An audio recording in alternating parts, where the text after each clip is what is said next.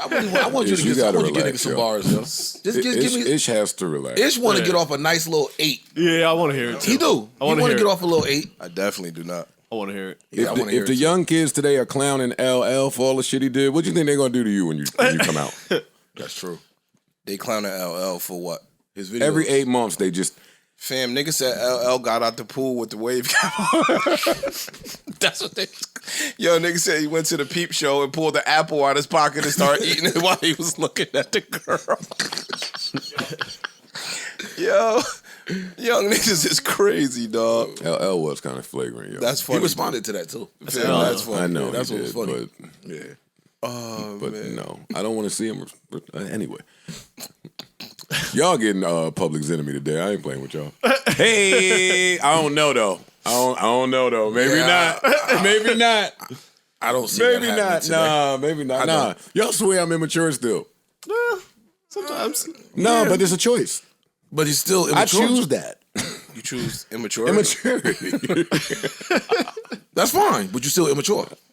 I think that in itself is immature. No, I disagree. Come on. Fam, so when you actively select old wise immaturity... one. Here come fucking old wise one Yoda. Over here. It's Yoda. I'm chilling, my nigga. Well, come on, man. Teach me something. Fuck, learn me. Nah, I'm good. Some dumbass nigga talking about if Ish handled all of Joe Budden's issues, there would be none. I'm like, shut up, nigga. Yeah. You know what I mean? Fuck Ish. He can only try to sound smart. He get in the car and make bad decisions. Boy, Hey, the rest of his life be in shambles. He come on here and be wise. Fuck him. Yeah, I might have to choose immaturity today. But that's a choice. I know how to be better. Just don't want to be. But why you gotta always be better? That's the goal. No, the goal is entertainment. Via being better. No, not when it's time to entertain. The camera's on and that shit to count. That ain't real life. That ain't real life. Real life is when this shit is off. Cool. Now what? I'm with you. Yeah, come on. That they don't be believing that. No, don't worry, I called some friends today, but calling Surf don't do nothing because he kind of mature now too. That's facts. He was very mature when he was here with us a couple weeks ago. Look at how. See, oh man, but I offer resistance to that. Why? Because maturity and immaturity is all perspective. Why do we say Surf is so much mature now? Because he's not shooting people at fucking 2 in the afternoon. The fuck are we talking about? Because he grew up, nigga. Whoa, look what he had to stop. Yo. He could have still been doing that stupid shit. Nah, you right. You're right. It's me that, he's arrogant. Yeah. Oh, you're immature. Wait, stop. No, it's not fair. Fair. I know. What? I know. Yeah. Why you compare it to rat ass? Because it's a matter of perspective. What shortcomings you think you got that you got to work on? Let me hear it. And it's a weekend pod, so I ain't getting all He serious. knows going to candy right off rip. Yeah. Oh my God. Candy and procrastination. He eats a lot. Yeah, I asked you that before. I don't want to hear that shit. That's it. Niggas always go to their little surface problem. That's procrastination? That's deep, nigga. For Ish, that's Let real me ask deep. you a question, honestly, before we get started. How come when you late, like, you don't even call? I do. That's my thing about the late hold nigga. up. He don't call, he don't text. Wait, this he was just be late. Ish, you my man. I was crying today. You late and you sending us posts on Instagram. I thought it was like, it said Ish. I'm like, I think you about to say I'm outside. This is an Instagram post. Yo, that's funny. First of all. And then when you hit him for an update, he say something stupid like on the road. En route. That's not true. Looking for parking. On the way. That's not true. But go ahead. If a nigga asks me for an update, I say where I am. It's cool, man. We ain't starting with that. This guy's a nut. That shit was funny today. Yo, stop saying I'll be late. Because technically I'm late, but 6, 7, 8, 10 minutes ain't. You know what I mean? Nigga think I'm coming at 2 hours, 3 hours late. Yo, and that's the problem with people that are late. Because how do you know what that 10, 15, or 20 minutes means to my life or Ice's life? You don't. Bro, I don't feel like... It's the Saturday pod. Aki, go ahead. Microphone check, 1, 2, what is this? 517? Yeah. Enough of that. Flying. I feel like we just did 500. You icy bitch. Welcome to episode 517 of the Joe Budden Podcast. I'm your humble, gracious, grateful, and highly favored host. Here with a few of my nearest and dearest. Parks is here, Ish is here, Ice is here, Corey is here, young boys in the back. Y'all with us? Yeah. All right, and the mic is sounding good. How's everybody doing today? Doing well. Straight. Yeah, pretty good there. How are you? Well, I'm doing well. You had a big week. Had a good week. Yeah. Yeah, you did. I had a good week. Yeah, round of applause. Oh, y'all talking about work. I'm just meaning a good week. I think that had something to do Yeah, with your they good week. Like, they go together. it makes the highs higher when, you know what I mean, things are going well. Yeah, active week. I woke up when the Nicki interview dropped, glad that the pod dropped with it. That was an interesting choice, actually. I love that. It's work. Yeah. It's work. They points it didn't out. step on each other, did they? Nah, highlights the work that's being done though. Yeah.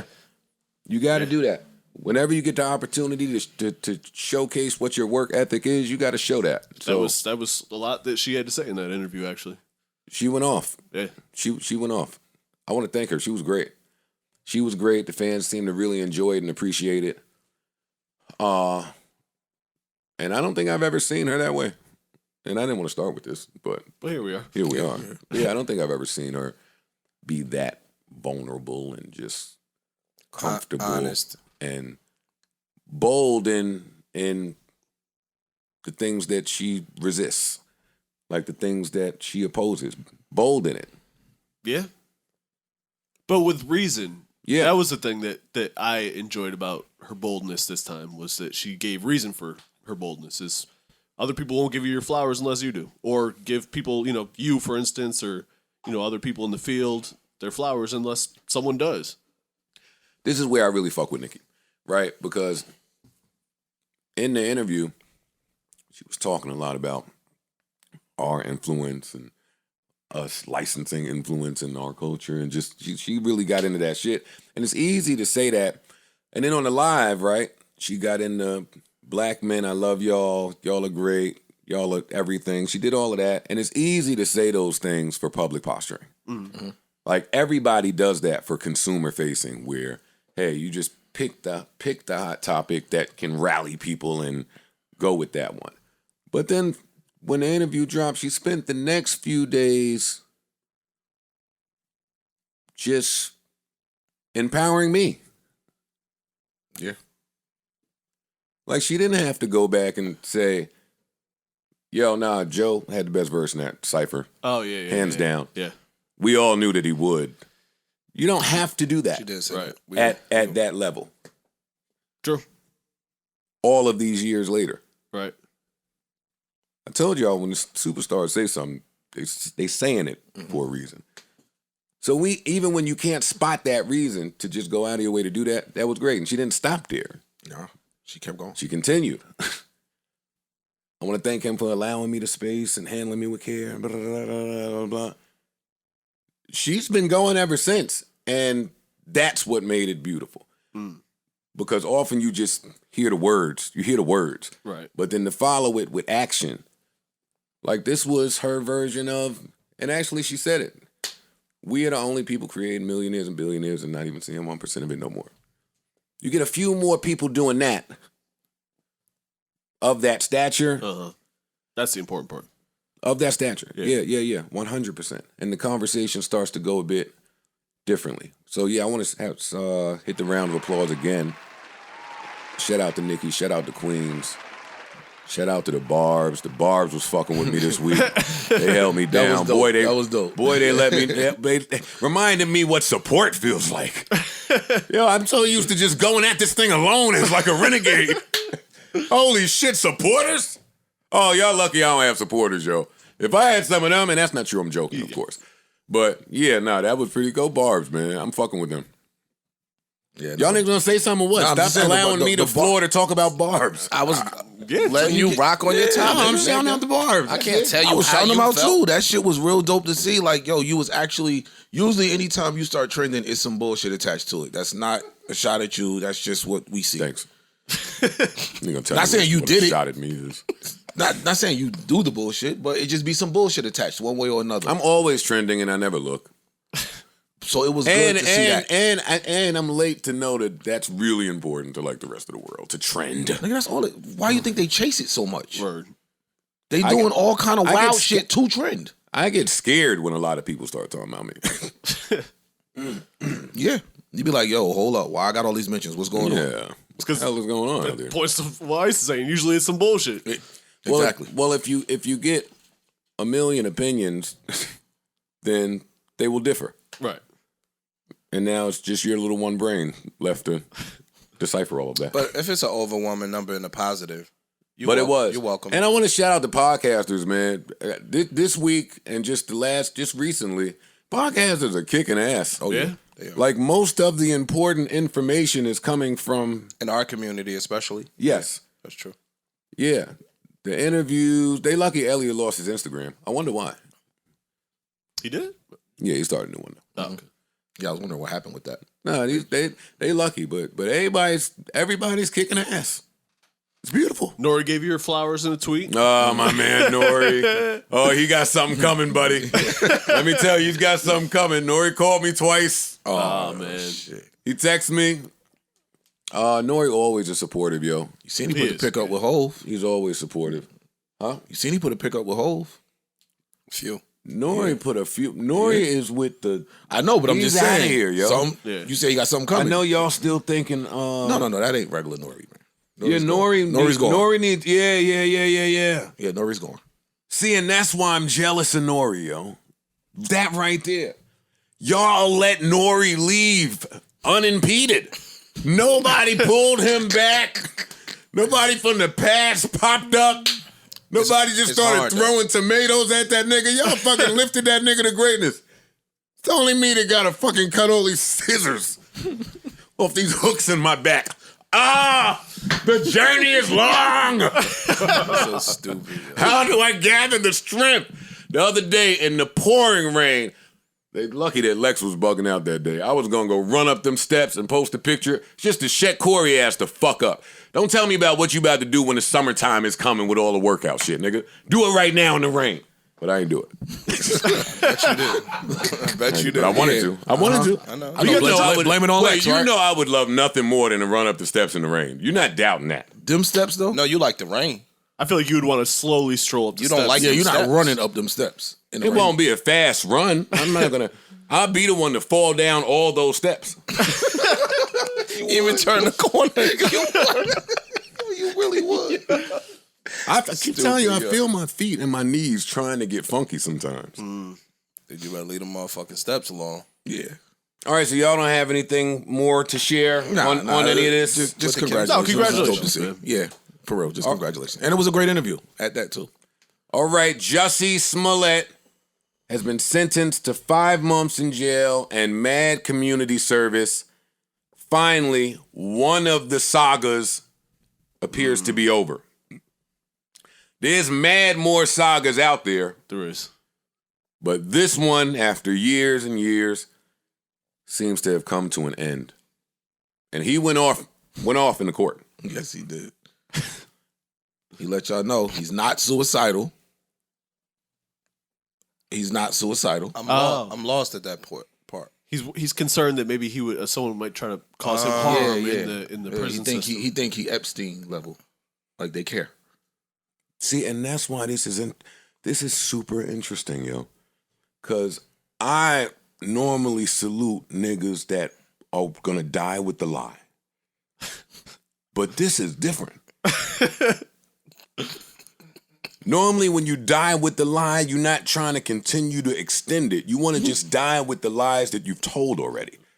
You don't want to compound it with more lies and give your brain more work when you're already halfway caught now. No, you just want to kind of die with the lie. No, you All the way caught. You caught. Nah, So in general. About 85%. Yeah, you still got a punch of Sliver of chance in the lie. This nigga is remixing the lie. And then I'm mad that I got to come in and talk about it because his family seems so honorable and nice and sweet and polite and well-spoken, and they just look great. and sound great. And they get on the podium afterwards, his brother and his sister, adamant and speaking with conviction about his innocence. It's like, damn, man, I hate to see beautiful black people and then say, yo, get the fuck out of here. But your brother's a liar. Your brother's a liar. Well, wait, no, hold on. I'm not finished with him. I've been on his ass. I've been on his ass for years. Yeah, you got. I've been waiting. Get this off. This is why he's ill. He said, I am not suicidal. I am innocent. And I haven't stopped thinking about it since. In his brain, they could kill him over the Subway sandwich hoax. I don't even think that's Really it. process this. I don't think that's it. What do you think it is? I think by putting that out there, he's trying to get himself moved to a certain area where under certain protections. Like, yo, I'm not suicidal, just to put the thought of suicide out there. So they might put him under a watch where it's a tactic. It's a crock of shit. They're not gonna put him in Gym Pop. He was never going I'm to not saying Pop. gym He pop. gotta get I'm not checked. saying they gym pop. I'm just saying he still might be trying to, this could be a tactic. That's all I'm saying. Nah, I am not giving him that scapegoat. This ain't a tactic. There's mad shit you could do in your cell and in transportation. You could talk to somebody and get moved somewhere. You could say the right shit and get moved. You ain't got to do all of this in court as a fucking famous actor. No, I'm not rolling. No. Not after years and years of watching this. I think he think they might kill him. I hope you don't think that. And that's valid. You can't even joke about it. And that's the problem with this sensitive ass generation now. This is what the problem is. You get shit like this. You niggas say some cool water cooler shit that everybody got to rally behind. Mm-hmm. It be clear bullshit, but we can't say nothing. Mm-hmm. Nah. He won't end it. I respect that part. You gotta shut up, yo. Shut the fuck up. Fam, he walked out of court with the fist. That's the part I don't want to talk about. Like, Why? come on, no, dog. please, you don't talk about it. No, chill. Nah, they niggas be spinning it. Nah, look at that. No, this is You're doing a lot. He should get 5 more months for that. He need more time for Nah, that. it's people's in the background was doing it too. It's not hitting like it did when Carl Lewis did it. That's what I'm saying. Like, you know what that means. When Cap did it. Yeah, you a victim. Shit, even when LeBron and them niggas when the Clippers didn't want to play the playoff game, it ain't giving that. Then had the nerve to say if I wouldn't lie because that's like punching in the face of all my ancestors for the last 400 years and come See, on, dog, pulling you really it out, playing? yo. You playing every card. You playing every card now. And I want Yo, dog, this society is fucked up. Yo, but I want the community to be louder about him being full of shit. Why is everybody so quiet? You know why? Nah. You know why though? Come on, yo. Nah, somebody got to step up and say and Who gonna do it? Yeah. waive him. Who? They gonna trade him? Trade him for this rest of the season. This has to be another punishment. He's gonna come back to the hood after that lie. I want to see what happens when he gets released. Nigga folded the whole show by itself. Where That's a joke. He didn't do that. where the work gonna run? But that got to be bullshit to make up a lie to get a new contract on a show that wasn't coming back anyway. And now for the next 3 years, you just sitting there fighting the case. It's still He's a lying fucking- about- He's got to get the dodo of the last 3 years award. Yeah, it don't get much worse than this, dog. He looks great too, man. I feel bad for Jussie. I'm just trying to. He gets the Die in the Hill award though. Yeah, that's what I'm trying to like. He gets that.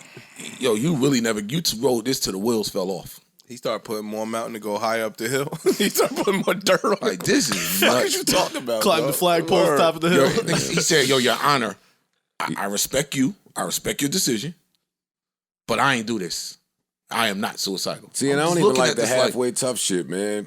Spit at the judge, flip him the bird or something. Do something to see. Men ain't. Oh, we gonna get to that, man. We gonna get to it later. Do something. Middle finger to the camera, to the news.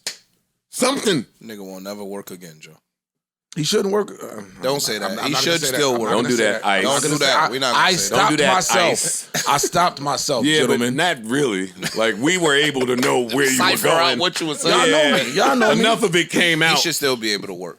Niggas have been forgiven for much, much, much worse shit and still are able to feed their kids. Oh, man. See why I need to be in control sometimes? Life would be so much more fun. He should continue to work. I would cast him as the guy to make up lies in every crime show. Law and Order, FBI, all of them shits. Die on the hill. Roll Put with him it. in there to look stupid. Live this out for the rest of your fucking life. No, man. I cast him. If I that cast him. becomes his brand, Nasty you little lie. have to salute it. I'd cast him and make that shit happen to him. Look what you did. Everything that he said happened. That's Look what what happened in the scene Look what now. you did after all of Ellen's hard work. Yo, see, this is what I mean, yo. This is crazy. You. Oh man, Anderson Cooper gonna flap the shit out of you. There is some real stand-up people out here fighting for some real shit, and this is the hoax you made up. There's a lesson in that. Let's hear it. Shut the fuck up sometime and just let some information come out first. Like, people just want to jump out and jump behind it because other reasons outside of the facts. Picture that happening, Ice. I'm just give it a minute though. Picture that happening. I think there's more lessons than what you're saying. We went over this lesson. This is 3 years old. Yeah. We went over that. But I'm lesson. saying to see it I fully think the play out. lesson here is, yo, you can look even stupider. If this continues, there's a way, there's a world where you can look even dumber than you look already. I feel like that's going to be a consistent theme this pod.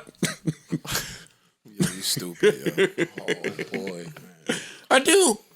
Look, I feel bad for the trainers. They can't even go train at the gym in peace. You know, the trainers, they be having sessions at the gym. I mean, niggas got to be there like 12, 14 hours. They got to be there all answering questions. Yo, man.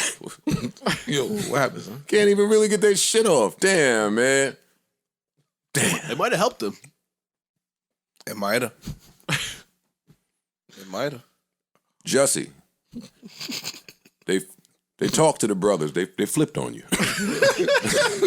You did that shit, I man. know you thought y'all was friends, but the two brothers flipped on you. Hey, these cops, because they had it out for you, that wasn't enough for them. They went to the Home Depot, man.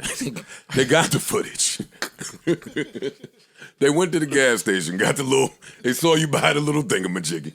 They pieced it together. Hey, they read the text. They read your alibi. Yo, go to Hawaii right after you. They read it all. How on earth? See, and this the problem when niggas ain't from the hood, yo. Like in the hood, nah. Nah, but in the hood, we keep the lie. Nah, but a good lie has a good exit strategy, too. A good lie has a good out. What's the out here? None.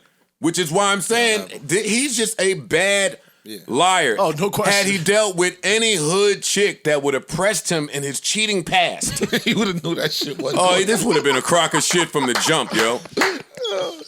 Yo, getting caught cheating builds character. It builds skills. Yeah, man. Yeah, Learn from it, and the man. new generation got me thinking I'm crazy when these stories break, and I'd be like, wait, that happened in Chicago at the subway At 2 a.m.? At 3 a.m. and nobody said you left a noose on your neck. It's a horrible lie, yo. Terrible. You walked into the police station with the noose still on, and now you want to tell me about the last 400 years of some shit. Sorry, buddy. Sorry. The niggas that was really getting nooses on their neck, they rolling over mad at your dumb ass. It's terrible. In the car when we was talking, that was a good conversation. But I was about to say, we're in a good place in the simulation, right? When you think about it. Because you don't want to be in the car parks. I was just looking out the window being weird. Saying, yo, man, yo, Earth and humans, yo. This shit is ill when you think about it. I was dead ass, though. It's just mad strangers walking around. Everybody with a history, everybody going through different shit, and strangers, because they gave us that word, means it's okay to not know someone. Nigga, nobody knows anybody. We just surviving out here. Facts. And that's pretty interesting to me, right? But We're just fancy, fancy animals. As I further the thought, this is a pretty good space to be in. Like, we got Kobe, Jordan, Tiger Woods. But you wouldn't want to be in the beginning of this shit because they was bugging. They was bugging back then. That's like I saw. And go ahead. No, go finish. you wouldn't want to be at the end. Like, imagine what your great, like, whatever that is going to be going through when it comes through on the news. Oh, shit, yo, comment here. It's about 19 minutes. No. All of us. The aliens put the gate around the world. Dumb shit. Floods. It's going to be a lot of that. We got the good time. And that's where, not to give Corey any credit, but if his little atheist theory were to be true, that's the only little part that you think about, right? Like, it's so much important, grand shit going on here in the universe. Why the fuck do humans think that God care about each of us? Like, why do we think we that important to God? Honestly. And it's mad of us. Like, honestly. And I'm not rolling with none of that. But You ever look at an anthill? Oh, come on, dog. tell me you don't step on anthills. I don't, of course not. But do you think about each one of them? Yeah, I used to harass my mom for an ant farm. What a loser. Think about that. What? What he said, that's some real shit. No, we don't think about them fucking ants. You don't think about that steak when you eating it, do you? I do. Because I could tell when some of them shits wasn't being fed the greatest. He was stressing. Wait, and then you watch the cooking shows and they show you steak from all over the world. Like, not just America, but everywhere. You be like, damn. Oh, there's nowhere these cows could go and just chill. They killing them. Under pressure everywhere. India. They gotta go to India. Yeah, I was saying India. They killing them niggas everywhere. They catching flights to India. Yeah, they sacred in India. Or Los Angeles. They not eating meat out there. Could head right to LA and probably Tough to be avocado out there. A cow but- could just walk around. Yo, he could be chilling. Or Ross' little spot. Make a friend with that Angus until them horse get mad. Oh man, yo. All right, Shit. Jussie, I hope you do these 5 months well, bro. Glad it ain't me. I ain't gonna hold you. So yo, Hey, I knew to get out of my lie before it hit the court. Hey, Justin, you gotta lie to people who can't like really punish you. who don't got video footage? Yo, you No, that's who crazy. can't handcuff you and just throw you away somewhere. He probably could have saved himself some trouble by being like, you know what, actually, never mind. Somewhere like a while ago, like Yo, he was supposed to call, what's the nigga? Terrence Howard. Terrence Howard, yo. He was supposed to call somebody. Look at him, yo. I see why they quiet. They take him away. Yo, he's stupid, yo. Holy shit. Come on, move on. So Shorty gonna get locked up? who that? Who is Shorty-ish? The Chris Brown chick. I don't know her name. Is that the way you segue things? Yeah. Was that your? Yeah. Well, I mean, he right though. Speaking of false claiming stuff, We and got to put that in your contract. No segues. That's craziness. Yo, Shorty gonna be good. I thought it was. Oh, that lets the audience know. The answer is probably no. Yeah, there's no penalty for that. That's crazy. Oh, more liars. I see what you did. I see how you connected that there, huh? Yeah, no. Probably not. Nuts. Nothing. Yeah, that's the problem. That Go is. ahead. I agree. You can intro it. Shorty that said Chris Brown did something flagrant. He put out some voice notes and some texts that make it appear otherwise. And then her attorney saw those messages and quickly dropped her from that case. Or stopped representing her anyway. She found a new lawyer. Nah. She needs to find God. No, she need to find 5 months and 3 million hours of community service like Jussie found. It'll stop that dumb shit. The same way that they let press in the court to watch the proceeding, I want to watch his community service. You want to see how he picks up the thing with a little poker? You mad? I want to watch that. You mad? You want that nigga to get the same assignment you had, yo? Poke. tissue. Cleaning graffiti. Paper plates I off the was that ground. dude with that thing. I was that dude with that little thing. With the poker. Yeah, I can get all the trash out. I get all the trash out. Yo, look at the shit you gotta do on community service. Compete about who pick up the trash the best. Community service that's was crazy. trash because it was early as hell on Saturday morning. Like Friday wasn't about to get lit. Like, come on, man. I'm not going to this shit.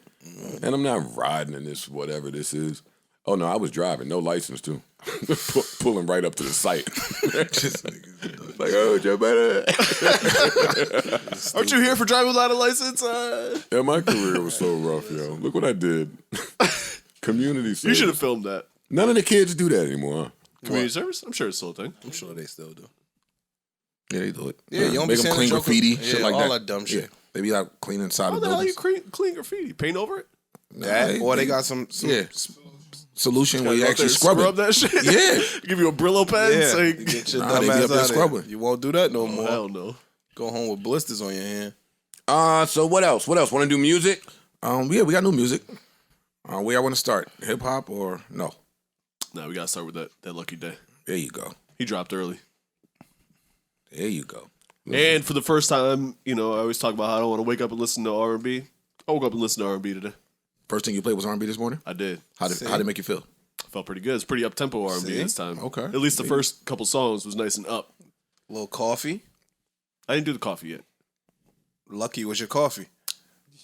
There you go. Yo, Yo, Alex. Yo, go ahead, man.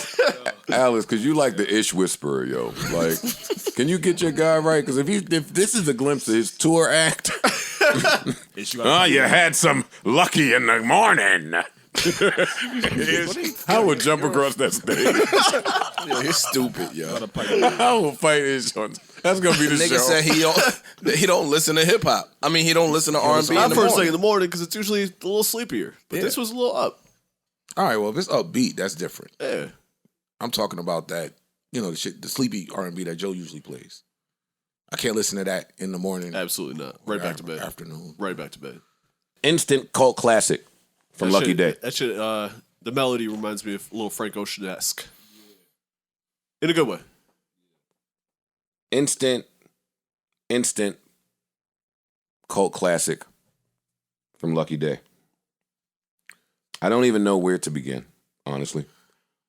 I was ready to come in here and dedicate this entire podcast to Lucky Daye. What a man.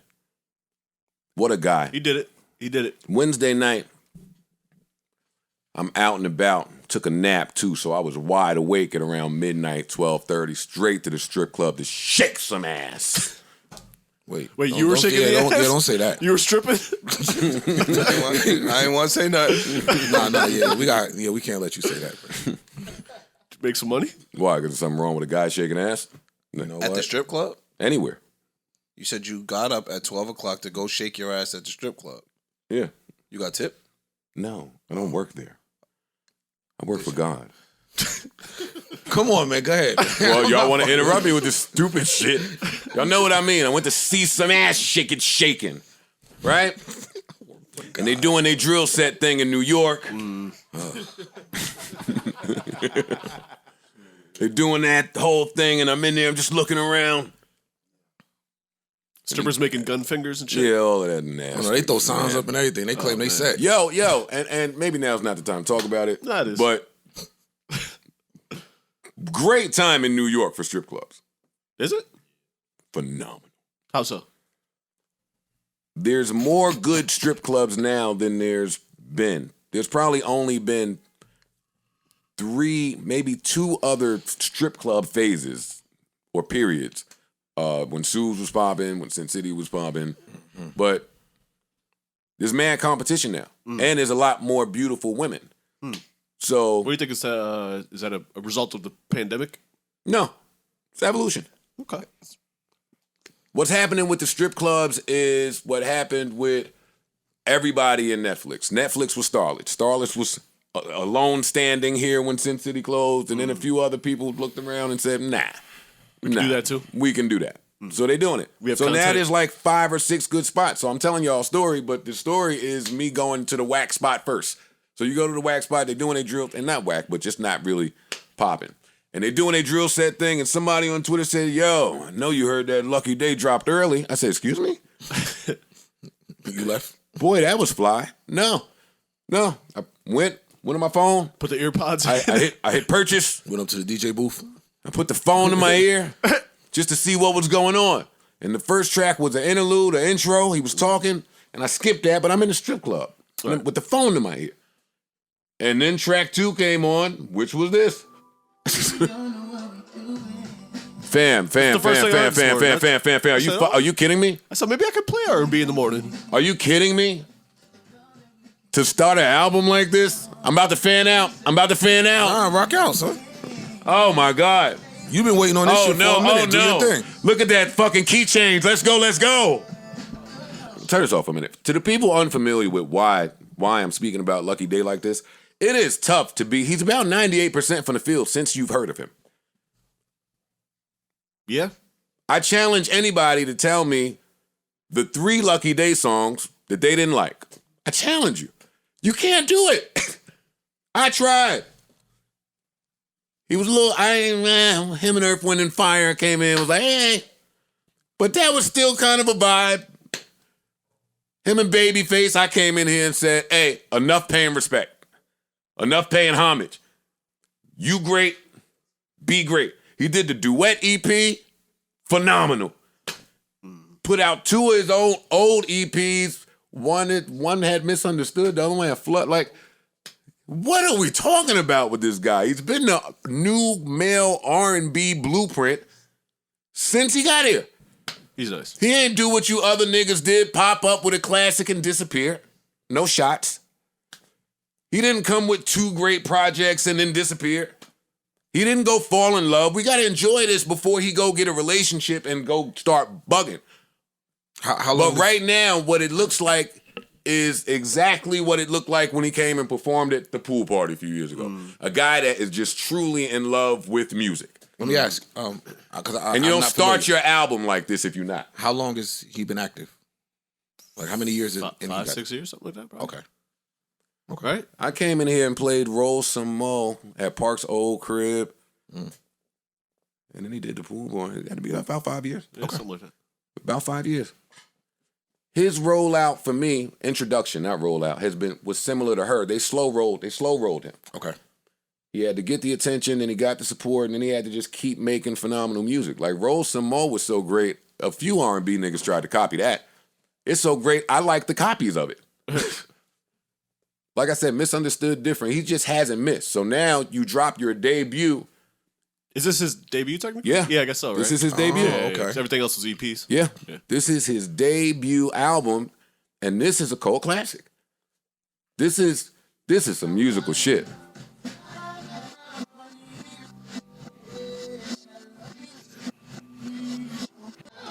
It's just super cohesive. The interludes from this are the same as or similar to some of the interludes in the past. It's just a complete picture. He completed this. He started out with the up tempos. Midway, he got right in his bag. Shout out to Durk on here. We'll talk about him shortly as well. But I don't know what to say. Cult classic. It sounded really good to me. Well done. You know, I'm not the big R&B guy. It sounded good to me first thing in the morning. That's what I was going to ask you, Joe. As you being a huge fan of his, you pleased with this? I take it. Better than please. Said it's a classic. Way better than please. Okay. See, because being a fan of his makes it tougher. That's why I asked that. It makes it tougher. When you're a fan of somebody and they put out a project, you're a little bit like tougher on it. Because I know what I want from you as a fan. Yeah, but you don't make Floods and Roll Some Mo and Misunderstood. Like you don't have the ability to even make those records and not be able to do this. Yo, I love when something comes out and I like it. You know what I'm saying? I'm not like disappointed. Something that you're anticipating, you're looking forward to, especially from someone that doesn't have like a huge body of work, and they deliver. That's what I was laughing at. Like, yo, I'm in a strip club with the phone to my ear. Damn, this feel good. Like that feels good. They anticipate something like that.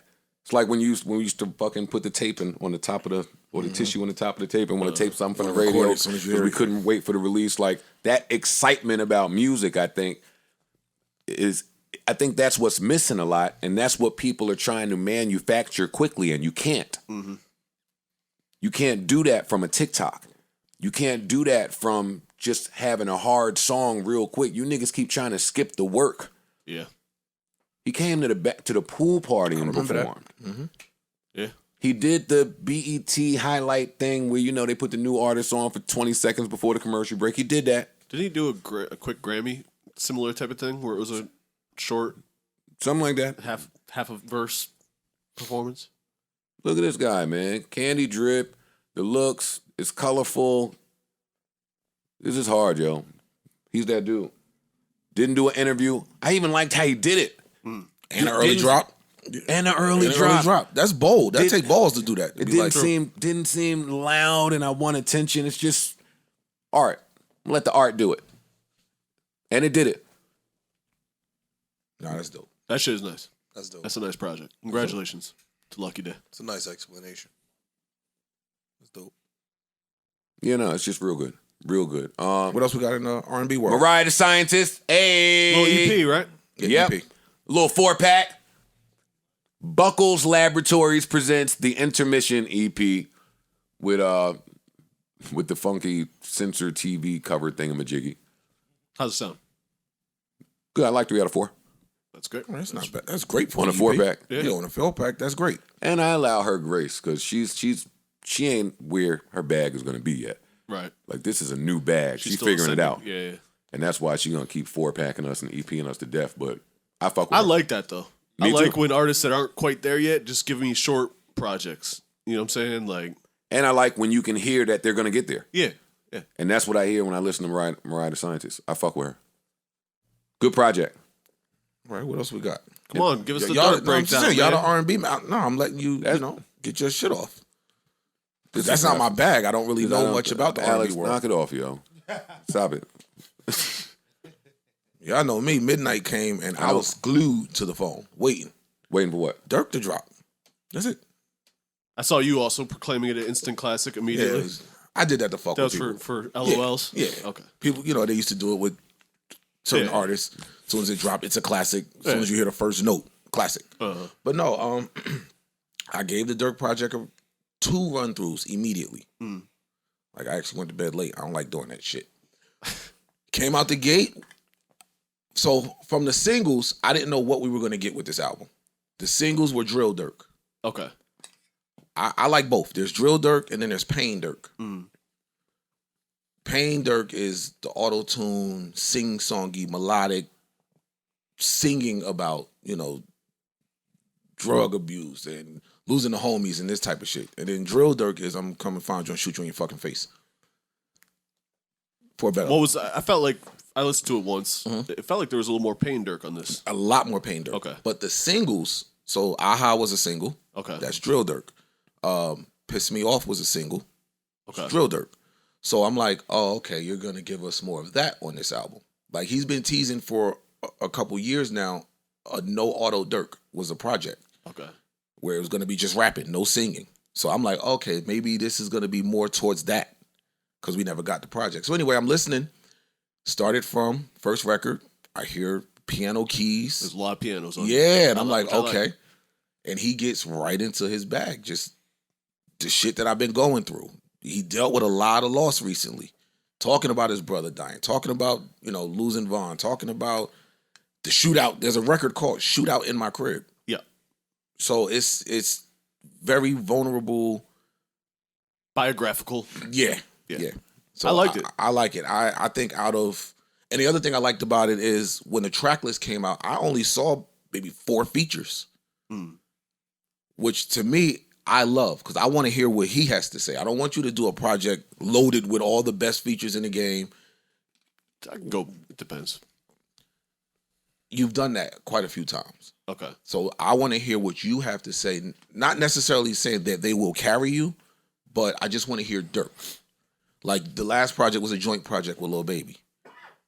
I want to hear Dirk. I want to hear what you've dealt with so much. Let me hear you. And this is what he did on this project. So I think I was at maybe 12 out of 17 that I liked, which I'm not mad at because 17 is a pretty lengthy album today. I hate that we even do that in hip hop. Like, why do we have to say how many songs we like 3 hours after it came out? Well, no, I might have been, I've been playing this shit all day. I ain't listened to nothing else. Like, this is it. So I don't know how many listens I'm at now, but yeah, it's a great Durk project. Congrats to them, to the team. Yeah. This is you got one. And I also they dropped the $1 Million Game episode with him, Gilly, and Wallow, which is in promotion for the album. And one thing I know everyone probably saw it already. It was when Wallow's talking to Durk about forgiving his brother's killer, and why he needed to do that to grow. Like, I could have stayed here and stayed in this mode, and it would have been my downfall. But I had to let that go to go here because I got people to take care of. So that just was hearing powerful. that message, that was very powerful to hear him say that to Durk in that room with all that Durk is going through. In that setting, in the whole thing. Like, you got 30, 40 niggas behind you, so you're an old head, you preaching to the younger generation. And he's saying, basically, if I took that route, I wouldn't be here talking to y'all today. Because I would have killed the nigga. I would have went right back to jail. And I would have cost my family way more than just my brother being gone. I would have been gone too. Right. And that shit hit home. And you could see the emotion in it. You know what I'm saying? Like, he really trying to give some game, no pun intended, to Durk and all their crew. Because that shit going back and forth might not end well. Right. And Wallow has that motivational speaker voice now. He does. Yeah. So he put that on in that room. No, you look at him like that. No. That's I mean I'm just saying he's in that bag. Like, dog, he's really in that space. Yeah. Like, I love that. And what I took, like, Wallow he's a certain, his street record is legit. So, because I've seen people, regular people on Twitter who have nothing to do with any of this, they need to stop, it's easy for y'all to say, they're not going to pay attention to you. Maybe hearing it from somebody that's respected in the same streets that you in might hit a little different. So I like the fact that somebody who has some street cred is talking to him that way. It's the type of shit we've talked about a million times in this podcast. Exactly. OG shit. Yeah, OG shit. I think these young niggas don't hear none of that shit. yeah, they don't. I think I don't even know. Just doing it though. Yeah. I don't even know if what? it resonate Just like doing that. I just think the fact that Just doing it. You gotta start somewhere. nigga did 20 years in jail, dog. I could tell you what's going to happen. I can tell you clearly, fucking paint a Picasso of what's going to happen to most of you motherfuckers. It's either going to be jail or worse. And some people say jail is worse than death. But, yo, dog, I can write out what's going to happen to you. And so I think being that he lived that, literally, it resonates way, way, way more. Than even his street cred. But that's kind of what I'm saying. The jail shit really solidifies, yo, dog, I know where you're going. For real. I've been there already. Right. It was a powerful clip. Nah, it was dope. Salute to Wallow, man. Shout out to Wallow. And Gilly and Durk. Yes, absolutely. yes, everyone. What else we got? Benny dropped. Benny dropped. 10 and Talk 4. It's Benny here. dropped, and we're back with a special guest.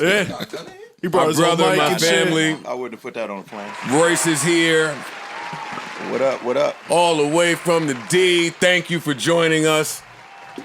Royce is Thank you here for in having case me, my I needed brother. to be coveted in love. We don't do that? Yeah, y'all do, but Royce is different. You niggas, man, y'all don't get the full scope sometimes. Like, That's true. y'all come in here and just want, like I said at the top, niggas to be mature. But it's hip hop.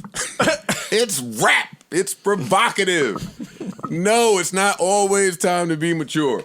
So anything that I've wanted to get off that I didn't get off, I've just been calling Royce all week and just giving it to him. So now we're here because I thought I had to brace up with love.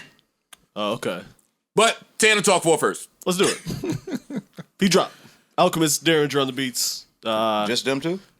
I think so. Beat Butcher, I think, did Okay. some samples. There might be someone else on there that I'm forgetting. But it's a real solid project, man. It's Sounds like Tanner Talk. it is. It is. Stove God went crazy on there. Conway went crazy on there. The West Side Gun record is dope.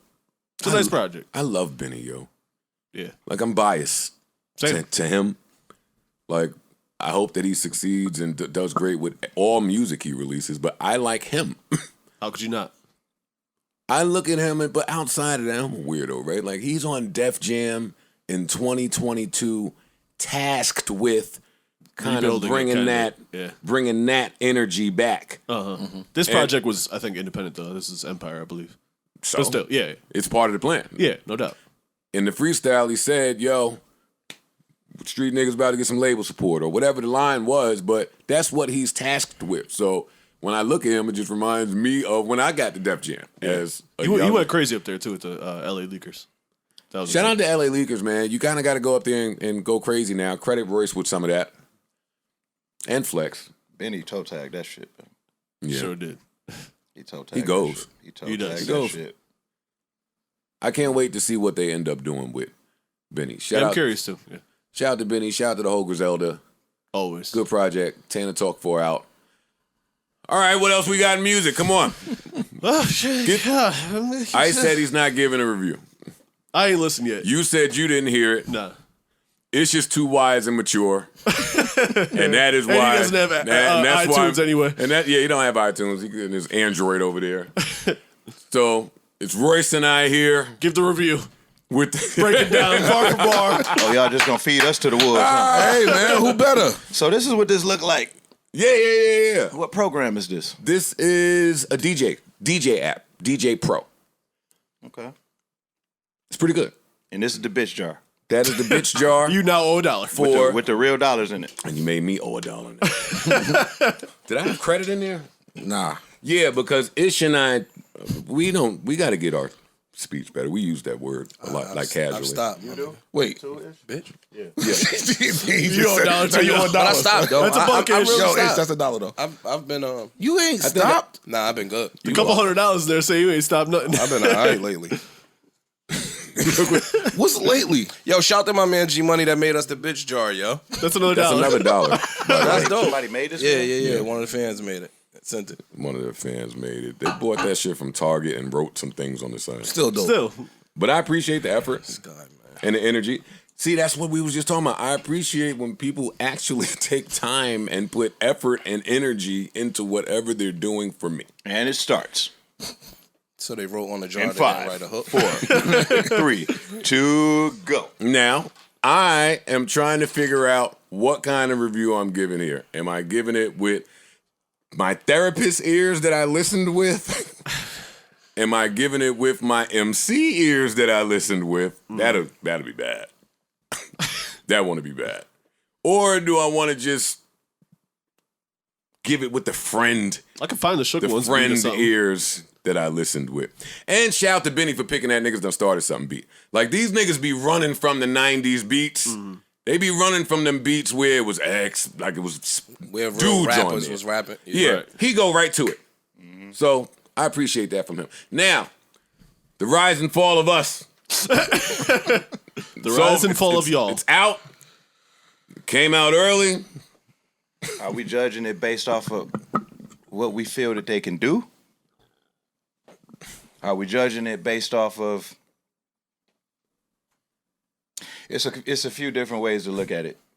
I know. One way to look at it is if it gave you what you set out to fit, like the fulfillment that you were looking for. If it provided that for you, then we don't qualify to be able to say we can't say that. that y'all hit y'all mark or y'all didn't hit y'all mark. If there was a certain reaction that they were looking for from us, I would need to know what that is. And the way I feel, That's interesting. I don't think that they intended for me to feel like this. When you said if they hit their mark, what you mean? Well, I mean, what was the goal here? As the artist. Yeah, as Gotcha, everything. gotcha. Like, did As they everything. feel fulfilled once they put the project out? Yeah, because I mean, I have my my theories on what the goal may have been for the rollout, and then the music is the music. What target were you trying to hit with the music? Does the music match the rollout? Because I heard y'all mention that every song is not about y'all. Every song is not about us. Okay. Or about the fall of Slaughterhouse? I think the overall theme of the music, if we had to sum it up, it's pretty consistent with the rollout. I just think the rollout affected me a little bit more. I'm sure. It was than actually hearing. a salacious rollout. Then the music did. You think that might have been a goal though, for the rollout to affect you and to get you to respond to the rollout, which will then put light on the album? Because, I mean, they did keep saying, just wait till you hear the album. Wait till you hear it. Listen to it. Like, that, they kept saying that. Well, at least Joel did. So, I was thinking it was like a little hidden treat on there for me. Like, something that I needed to, but, no. There was no flowers? For me, it was, I'll get to it. I'll start it. For me, after the rollout, after the Insta Live with Joel, and then the album dropping, for me, it just was a little anticlimactic. Like, seemed like the roller coaster, like it was like the wood roller coaster at Great Adventures. Like, you watch it go up, it's going up, and it's going up, and then you expect the, and then it's a little let down. And then I was mad a little bit. See, I've been dealing with just like a roller coaster of emotions. I'm sure. Like, I was a little disappointed that it wasn't more of, More spice? yeah, you fucking got me riled up. I said the same thing. I mean, come on, you in it now. You know what I mean? You in it now, so what? I mean, don't Do it. Don't halfway do it. Do it. I just, man, It almost seemed like bait. It's like if I was trying to diss somebody first and I throw out a little something to See if they just jump. get you. The mousetrap. See if they Get you jump. going. Yeah, The mousetrap. it's the mouth. It felt like a mousetrap, They want you to jump. but with Absolutely. monetary gain attached. Yeah. it speaks to their sense of quality control. And this is a perfect example of shit that they do away from the group. Because when you step outside of what we're doing in the group, there's a such thing as things that you can do to bring down the quality of the brand, and there's a such thing as things that you can do to raise the quality of the brand.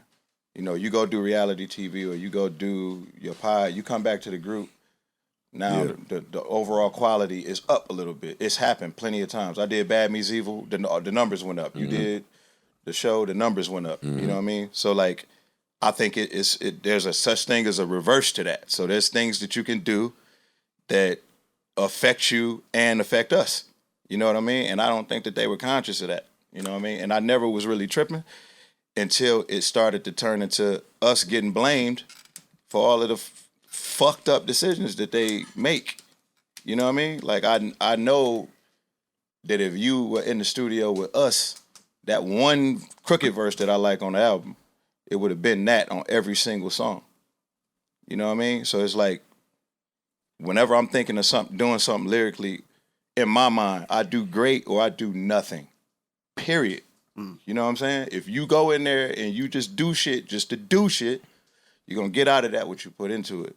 The thing that I don't appreciate is this time you made it my fault. You know what I'm saying? And then you came at us in a way where you know that's not enough. You're just putting us in a position, you know what I'm saying? Like, if we stoop to any of these levels, we just make y'all niggas look crazy. Crazier than y'all look. You know that shit, man. You know it's not a line on that album that they need to be comparing to anything that I'm gonna do, especially if I'm upset. So why everything got to be about a rap battle? You know what I mean? Like, it's a. So rapper brain was not activated. My rapper brain get activated anytime somebody think they should play with my name. Anytime. But they and not. the niggas that be playing with my name, they should be playing with my name. Like, even 6 years retired or however long it's been, I feel like my track record speaks for itself. I don't have to, and I wouldn't want to ever do that with them. If they want to do that with them. If their intention was to just battle niggas, like get niggas in there and it'd be us versus them, they would have rapped better, way better than that. Do you They think got the intention way could have more been? entertained. Huh? Do you think the intention could have been to like get y'all excited about something, just to get y'all activated in some type of way?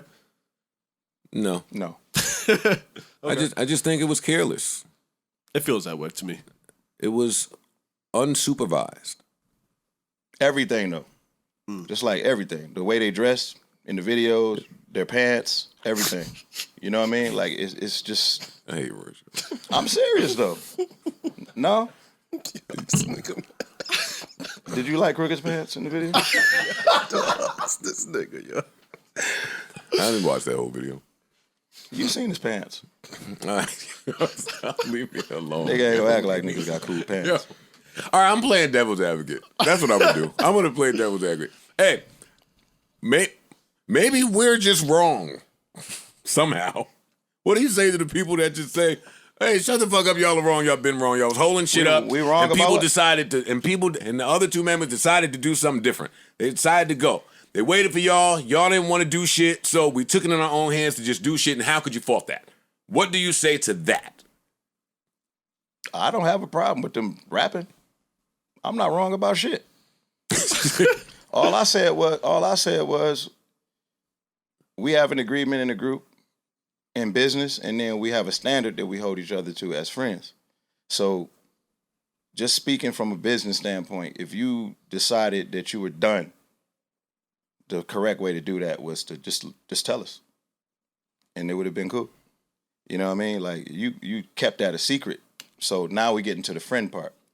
You knew that when you made this decision that you were gonna blindside me, and you were willing to kind of like take that risk and just do that for whatever reason. I don't need to assume. It's what it is. You made a decision knowing that the friendship would be a risk if you did it. You know that. Okay, all right. You knew that you were going out there into an environment and you were gonna create an atmosphere that was gonna turn some of the fans against me. There was gonna be a lot of misinterpretations and people, a lot of things being said that's misleading that would force people to jump to a conclusion, and you allow them to believe shit that you know is not true about me. And you know I don't play like that. I don't play with you like that. I don't play with nobody like that. And our relationship was fine. Like all of these issues that they're talking about. That's been the part. I didn't feel that. Honestly, that's part that's been confusing to me. Is like, Joe, I love you. I can see why they might use you as bait, right? I don't think it's right. You stumped for why I'm stumped. Like I'm not stumped about me. Right. Plenty of niggas but Royce? feel a way about me. Yeah. That's the part to me. It's like, huh? Yeah, but you next to Joe. And now I got to try to figure out why it looked like you next to Joe. And I have to interpret that a certain way. And listening to them. He said it. He said it. He said that I said no to the idea of doing a 3-man group. So he looked at it like he said, yet again, he took Joe's side, and I was hurt. See, I thought that was hard. No pun. I thought that was super dope. What was? That where he said, no, if we ain't doing it, we ain't doing it. If it ain't all 4 of us, then it ain't all 4 of us. I think they took that as him taking your side, not him like, let's say it was you and Joel and Crook didn't want to do it. I believe Royce would have had that same stance. Me too. They don't look at it that way. Of course I would have. Me too. Of course I would have. I think that's where the misconception is. In this particular scenario, Joe wasn't out. And they know that. So why would you ask me? They both say they don't know that. That's what I think. And they both say they don't believe that. I think that's the biggest knock from the fans and reading everything that I've read is that the wide perception is Joe said, I'm never rapping again. And so based on him saying that, it's like, yo, so that mean you out too because Joe not rapping no more? All right, cool. We're going to go do us. And y'all stance is cool, do y'all, but y'all got to do y'all and shit on us to do y'all. When should the fan perspective be included in the business and the brotherhood? When you market and you roll out to the fan, you got to get the fan appreciation. You got to win them over. By making them hate us in line? If that's what they think gonna work, then no, there's some people that roll out trying to be true to self and just appeal to as many people as that can get you. Might not be the most profitable. It might ain't work. I mean, they just put a project out. I do personally believe that there's a way that they could kind of do the same thing without it being nasty. They could have did that shit. Could do that. That's the other part that's disappointing. Yeah. That's the other part that's disappointing. Once you hear the project, oh, this was a choice. Y'all did not have to go this route. Right. There's other songs on here. Y'all are more than capable MCs. See, and this is where, all right, MC Brain. I liked Hard. Taper down, by the taper way, down, pause. taper Necessary. down, taper down. I played it as a sleeper, I believe. Taper down. What? The last album, Hard. You know I keep saying, rule number 1 if you want to be a rapper is, well, have something to say. What are you saying? I'm consistent in that. It was lazy there too. So don't come to me, who is documented. Like, I ain't getting into that. I agree with him. If you was coming to me like that, more should have happened. Like, it should have been a higher respect. But it's just no respect all around the board. In the diss, in the quality, and putting it together, in the rollout. But I think where I'm at now is, yeah, it's up and it's stuck. They didn't care. They didn't care.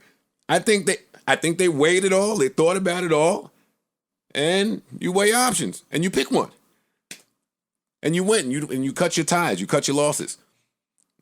There's nothing going on there. Everything they said. See, some of that should just be real surface. Hey, I'm cutting my losses. We ain't do nothing in 10 years, so that's that. I'm blowing it up before I walk out the door, and I'll get whatever gain comes with that. And that's where grace got to come in. Yeah, that speaks to the short-sighted nature of like the way that they move as creators and as businessmen. And it's like, if you're that kind of businessman, that's cool. Everybody not an executive, but it's like this role being played. Like, you know, I'm a business mogul. You know what I'm saying? Like, bro. Why can't we all have that conversation? I see that a lot too. Everybody talking on the internet. Why is it so tough for four people to get together and talk?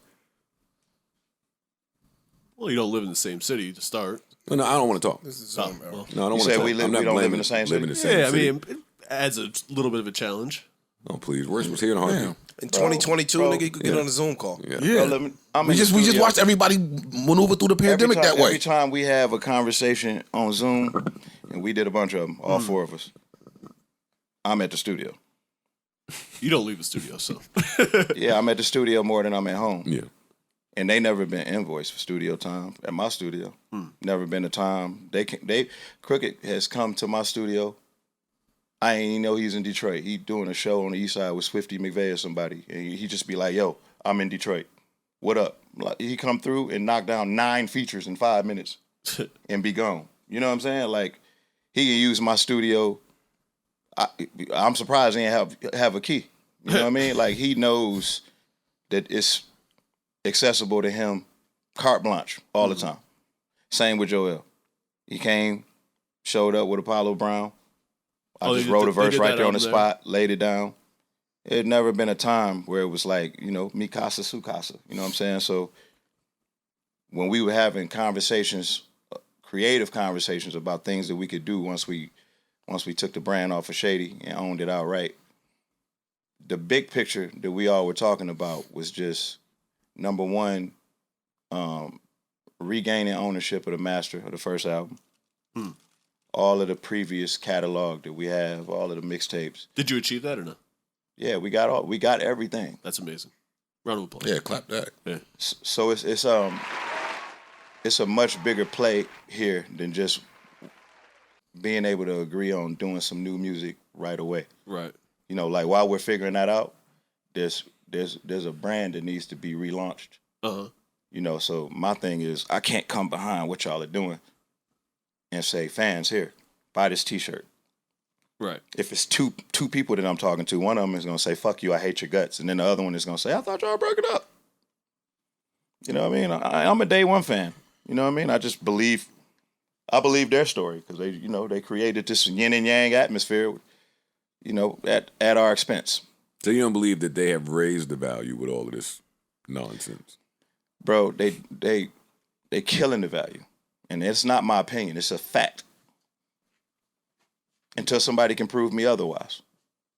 You know? I would agree. Like I seen, like Ma was like, yo, it's set so long, I don't think that many people care. But it's like, yo, I disagree. It's set so long where people aren't sitting around thinking that some new Slaughterhouse shit is coming. But if we pull the trigger on something and we activate something, we can raise the level of excitement. Easy, no problem. That was where it was disappointing too, because it's like watching this bullshit y'all doing. Like, you know what the energy is when it's 4 niggas doing it. Well, that's what the fans want. It ain't. That's what the fans want. So it's like they encouraging something and they rooting for something that they think I'm selling for what I think. And I'm not rolling with that. I'm giving Slaughterhouse fans a little more credit with that. These niggas I see that's rolling with this nonsense, they ain't They ain't Slaughterhouse fans. All this divisive division. I've never seen so much of Crook and Joel. I've never heard that before this. Because they being made to feel like they taking what they can get. Yeah, but We'll that ain't just take that. that ain't no fan of me or nothing that I was ever doing. I feel like that about the fans. Be like, Joe's a shithead. Well, that's not a fan. Let's just be clear in things. No, I don't think there's a Slaughterhouse fan that is rooting for this. These are just fans of messy shit. This. Yeah. I don't think, and I could be wrong here, but I think what Royce said, where this kills the brand or it kills the value of the brand, I think it kind of do the opposite. Only if there's if y'all tease the reunion down the line, that would be the only way to bring it. And that's what I'm just saying. But and that's where that's a crock of bullshit. I'm not even gonna let you finish because I see a lot of fans doing that. Well, yeah, if Royce and I and them two as well put all feelings to the side and everybody just starts from a clean slate and gets into it, do I think that it could be valuable? Yeah. But now you're asking me to put my fucking rights as a human and my feelings to the side about people. Oh yeah, and that's where the fans be. The fans don't think about that. The fans don't care about the feelings. Oh, fuck them niggas. You think fans care about feelings? Yo, every time they say, "Oh, Joe fucked some shit up," I have feelings there. And we cleared that right on up. I get right to it. So no, we're not just gonna put to the side how I feel about this rollout, about the decision making that went into it, about who your collaborators are in this, and what your frame of mind was when you put pen to paper and decided to do this. No, you want me to get back in the room with this person? No, listen, I agree. I'm just saying in terms of the value of the brand, and I've seen a lot of people, I'm still holding on hope, like they could just get past this. Like it's got people more reinvested that forgot about Slaughterhouse, watching all of this happen. Only for a flash in the pan is the problem with that. They ain't forgot about Slaughterhouse. Yeah, I don't think so. If anything, this is making them forget because this shit don't look nothing like Slaughterhouse. This is my thing. This was the takeaway when I listened to the album. At the end of one of them songs, Crook says, "If my brother tries to stop me from getting paid or don't want to see me get paid, is he my brother?" Did you stop anybody from getting paid? I don't know. Oh. How the hell would I know? I don't think so. I mean, I can't call it. I can't call this fucking clown show. I don't know. Did your brother make any money with you? Yeah. See, but that's my thing. Like, because I don't understand that line, but I don't understand a lot. We were 4 solo acts. When would one person ever stop another person from getting paid? Like, you can go do a project whenever you want. You can rap whenever you want. Like, why does that weight and pressure fall on me? Because I retired because I didn't like the situation that I was in. We were in or I was in. And I didn't try to make anybody come with me. I just stopped. So what the fuck does that line mean? It bothers me. You didn't call me back, man. Royce. All right. Stop. Because I'm really trying to get to the bottom of it. And now that I've heard it, I'm not as emotional about it as I was. I'm sad. I'm sad. Not about nothing creative. Niggas could do whatever they want to do. I'm sad that that was the end of the movie. I ain't expect to see that end of the movie. That's what it is. And that's it. But who the fuck am I? Me and my expectations, right? Who cares? Like, that's what life is about. Oh, you niggas in here all somber and quiet. Yeah, why? But why? See, and that's the thing. We talking about we in rap and this men. What really happened? I don't know. That's when I talk like that, people say I gaslight. But nobody injured me or my family or impeded on my way to feed my children. Like, nobody did that. Nobody has. I mean, that's an optimistic way of looking at it. I mean, I'm real big on my time. People valuing my time. And I was forced to, when I seen that shit and I heard that music, it was the end. So, like, the life of Slaughterhouse flashed before my eyes. Like, all of the memories, all of the time, all of the sweat equity, just everything we put into it. You know what I mean? Like, it was just a lot. It was a lot of work, man. And to make, us look like, first of all, I feel like I'm being insulted with compliments. you Grammy ass nigga. You know what I'm saying? And it's like, bro, listen, man, like, on one hand, you saying, yo, okay, they got money, they straight. And then it's like, they don't like money. That's a slight, yeah. You know what I mean?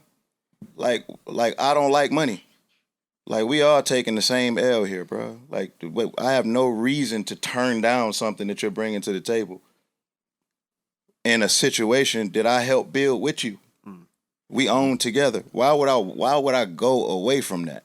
If it was just about money with me, then like I said, I could have just been like, peace, y'all. I'm about to go over here and be Mr. Bad Meets Evil. This one's for you. No, not you. Me and him. Him and me.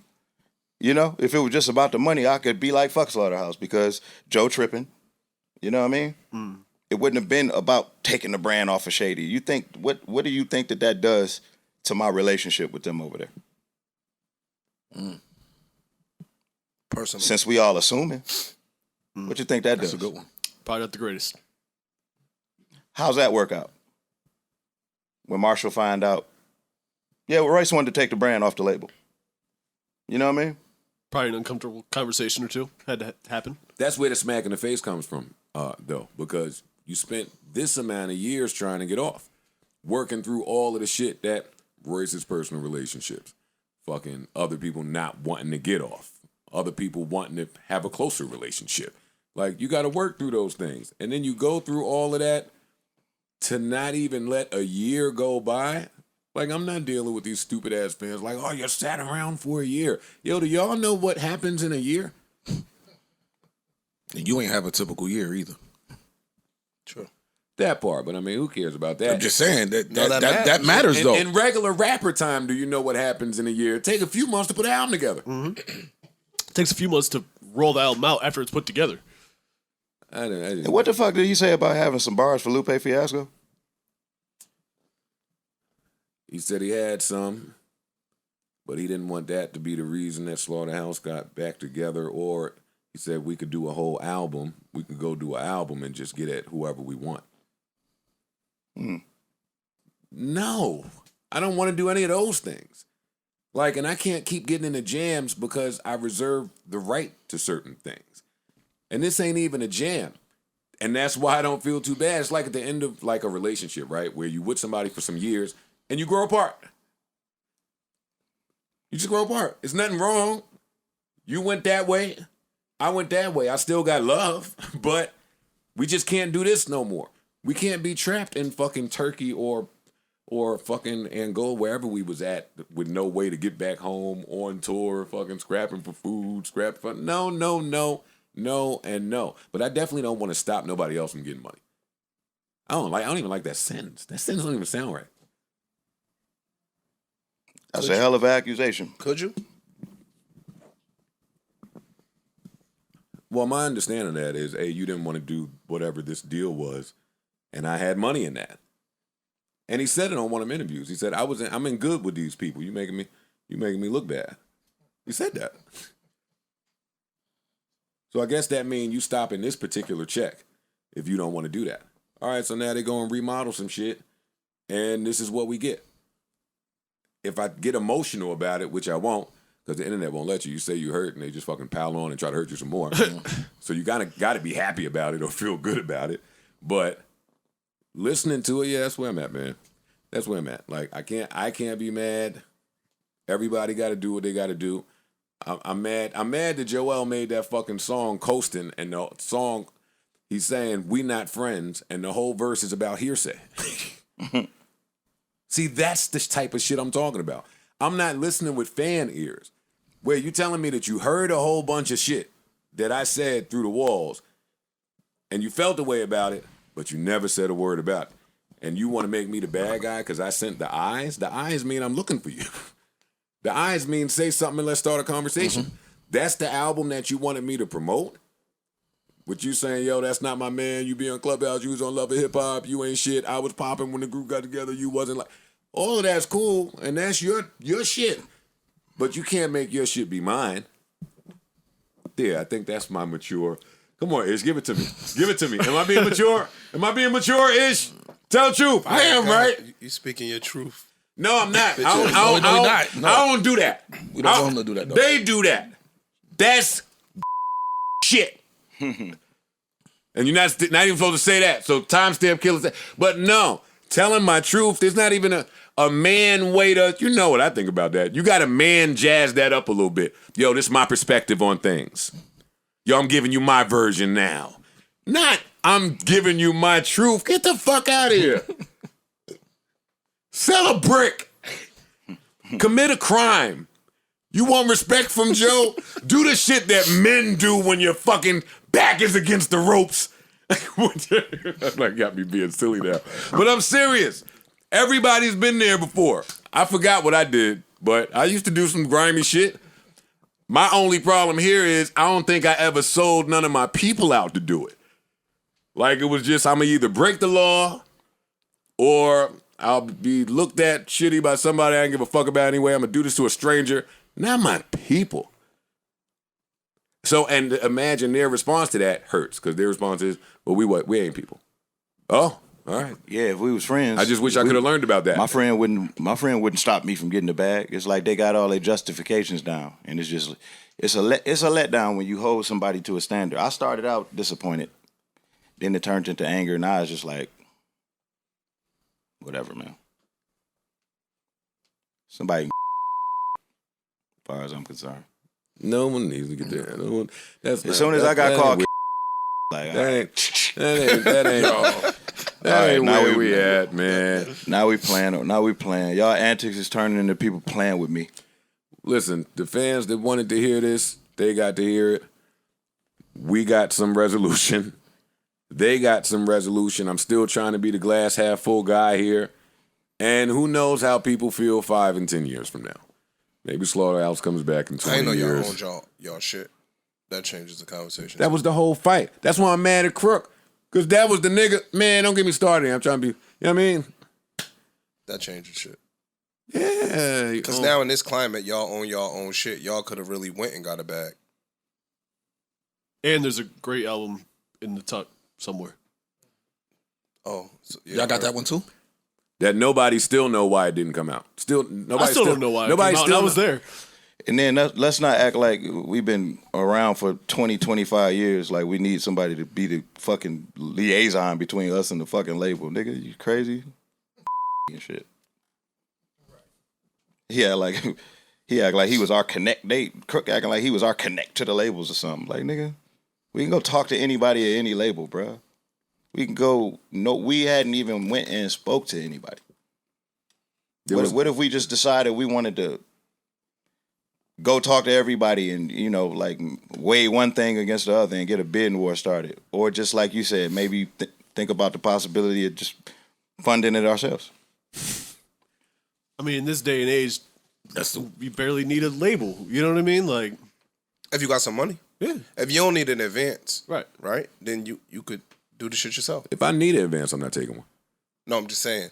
If you I needed an advance when that Rage and the Machine album came out. Empire wouldn't give it to me. They would not give me that advance. And if they did, it wasn't an advance. It was my shit. No, I'm not. No, you're not tying me up like that. You're not tying me up like that. And again, I'm not teaching nobody else how to do their shit. Everybody got to do their business and conduct it the way they see fit. And nobody should judge anybody for it. Don't nobody know shit. That's what they did. That's what they did. That's what I got. I'm gonna listen to the album. Stay away from me.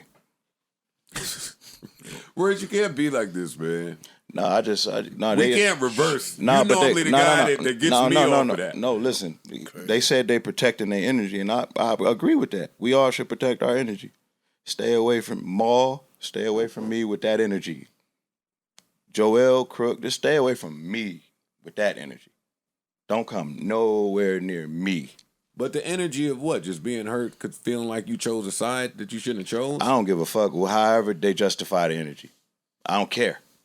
I don't want it around me. You know what I mean? Like that's one of the points where you look at yourself, you hold yourself accountable for whatever role you may have played, And, you know, based on whatever you stand in or whatever you believe in, like if you one of those kinds of people like myself who need to be able to sleep at night, I sleep just fine. I know that I've never done anything to not just them two niggas, but anybody. All of these people choosing up and, you know what I mean? Like, and feeding, like, this whole negative narrative, I'm being drug into narratives and shit like that, and I got to constantly always give people I grew up like that. Always having to, like, be the bigger man with me and my big brother and shit like that. Like, it's always, oh, that's just Greg. You know what I mean? Like, you supposed to patch that up. You supposed to go talk to Joe. You the leader. You supposed to go, you know what I mean? And then, you know, like, if I can't do that, if I can't fix something that some niggas broke because they pulled the trigger on a decision and made it premeditated, nothing I can do about it, nah, I'm. But is that something that, is that part of why it's hurtful too? Because niggas that you cared about felt like they needed to protect their energy by distancing themselves from you and keeping something secret. Yeah, I don't know if it was maybe we looking at the secret wrong or them concealing the album. We looking at it like, oh, that's some slimy shit y'all niggas did. But maybe they just view it different. I'm just trying to be open to all the perspectives. Hey, that's cool. Just stay away from me with that energy. And I'm pretty sure whatever energy that I'm on is a clash with what they on. So maybe it's best that we not be around each other. You know what I mean? Because it was a moment where it was like I was hurt and niggas was arrogant about the shit. Like if your intention wasn't to hurt nobody, then what the fuck you so arrogant about? Like if I did something and the receiver receives it in a way that I didn't intend them to, and that's my man, I would call that person and be like, yo, I didn't mean that. I didn't mean that like that. Yeah. You know what I'm saying? These motherfuckers is acting like they mad at us for getting mad. It's like, my nigga, who is you playing with? Why are you playing with me? You know what I mean? Like, if you mad at Joe, play with Joe. Don't fucking play with me. Because I don't play with nobody. I know. And that bitch called me me. I saw it. They probably have no idea what we're talking about, but it's fine. I saw it. Of course they don't have no idea what you're talking about. And the fucking podcast. Oh, Jesus, Mary. Nah, you get it. You get it. We got any more music? I don't think we have more music, bro. I don't think so. How's everything with you, Royce? Otherwise, fucking terrible. No, I'm just playing. It's cool. Everything's cool, man. I was kind of looking forward to doing this, honestly. I'm sure. Because just creatively, I don't know exactly what I want to do yet. I don't know what I want to say. I'm like super distracted by just the world, like the way that the world is. Just observing things. Now, try to be real careful with what I say musically because I'm still self-editing my words, just in general, just what I should speak to, what I should chill on, what, you know what I mean? Like, I'm learning as I go. So this shit is like another curveball because Slaughterhouse is like the easiest thing for me to do. Like, just taking part in building a couple different brands, like Prime, reintroducing myself to people once I got sober, and then building Slaughterhouse with them at my lowest, and then overcoming every odd and obstacle that you can think of, like debunking every single fucking anecdotal phrase that they threw at it. You can't do this. Oh, y'all been around the block. Like, that's the reason why it'll always be grace for them niggas. It'll always be grace for them niggas. Because we built something together. But, man, we all got limits. You know what I mean? Like, if you know that you are choosing the path, be careful. Be respectful. You know what I mean? Because I'm just repeating niggas' words. Niggas will say, yo, don't play with me. Well, don't play with me. Who the fuck? I ain't signed up to play when I agree to play. That's what it is. People must be thinking I play with them a lot. I don't be thinking I'm playing with people. Like, I don't like that shit because I'm not good at it. I know. Yeah. I ain't good at that shit. I like to play. I ain't good at that shit. I'm not. You an antagonist. Yeah. I can't turn on like On and off, right? But that's why this shit make me mad when you can't do it to like niggas that you fuck with. I always do that to y'all. anytime I ever tried to like pre-plan something and like shoot for something for some sort of financial gain, that never has worked for me. Anything I've ever chased in my life has ran from me. From relationship, money, anything that you can think of. Yeah. Me too, yo. I must live in the center of my truth. Like my name is the only thing I've ever had outside of Slaughterhouse. Slaughterhouse is the first thing that I owned in this business. Other than that, the most important thing to me was always my name. My name is my name. It's very, very important that you speak it a certain way, and I be in control of how you speak that. And I stay in control of that by doing right by you, no matter who you are. So when you wrong me and purposely wrong me, after knowing me for a long time, and you rule out the possibility of something going really, really wrong, it's offensive. I understand. You know what I'm saying? And it's always chill. Well, you fucking chill, nigga. Let's all chill. That's what we ain't all being chill right now. You know what I'm saying? That's like what I be telling y'all. I'm telling y'all. That ain't true. It's me. It is. You know, because everything is like, oh, Royce getting emotional. You goddamn right I'm emotional. I'm emotional about everything. I'm emotionally invested in a lot of things.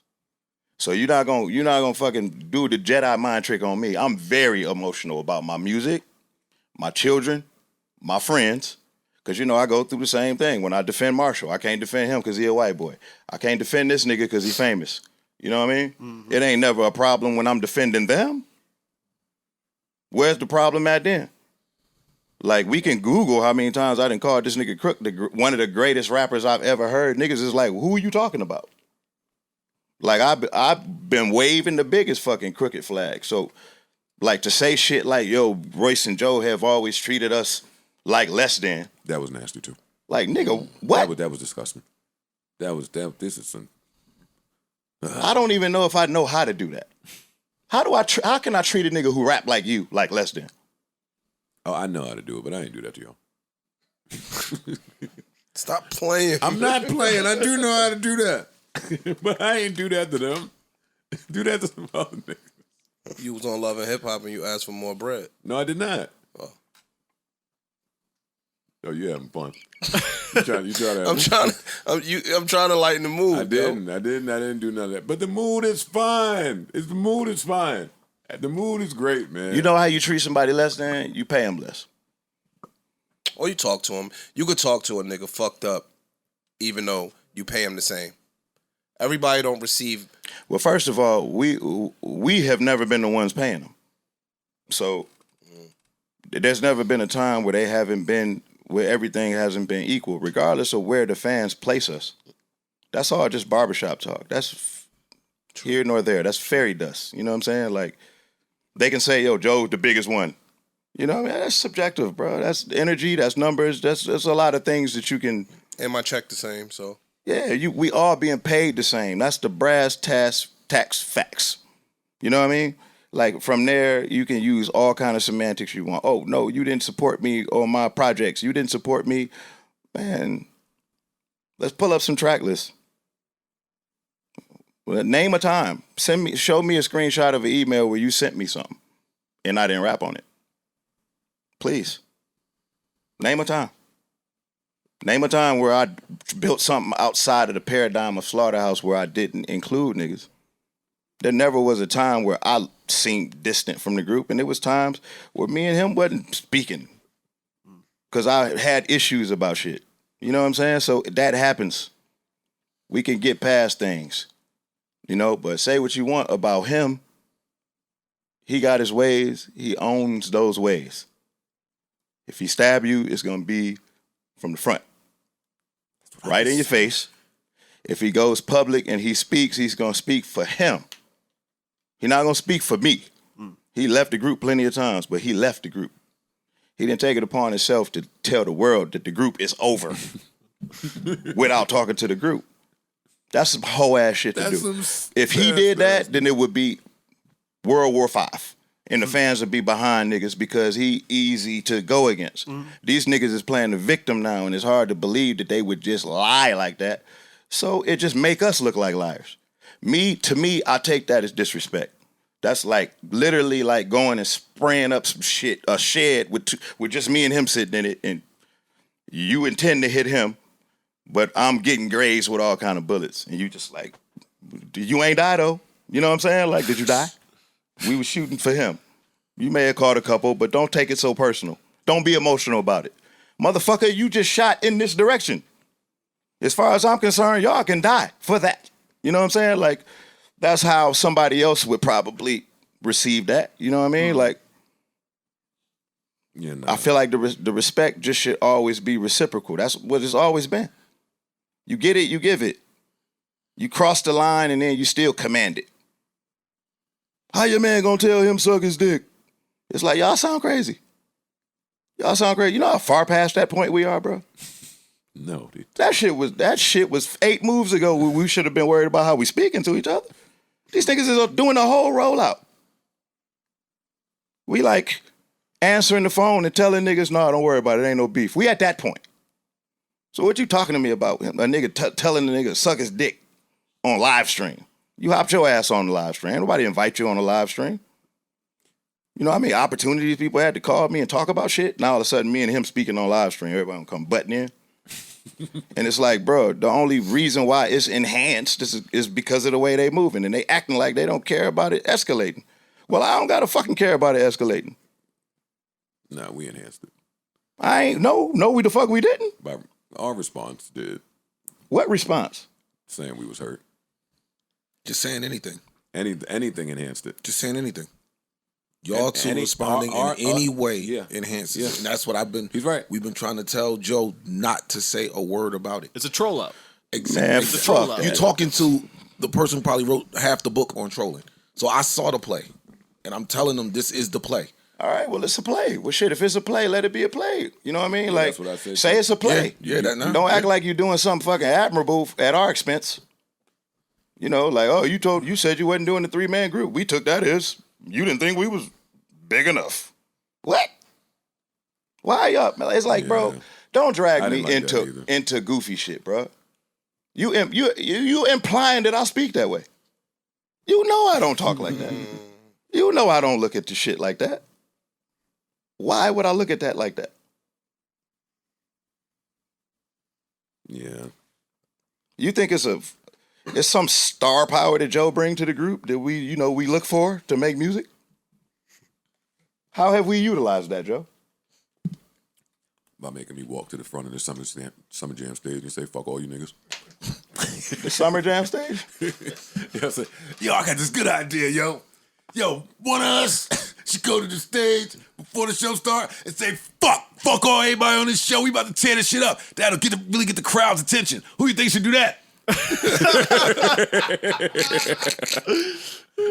Yeah, I'll do it, guys. All right, cool. Where that footage at? On YouTube. It's out. No, I ain't talking about that. I'm talking about Walou footage. Where that footage? Oh, I don't know. You know where it's at, Corey? I don't know where that footage is.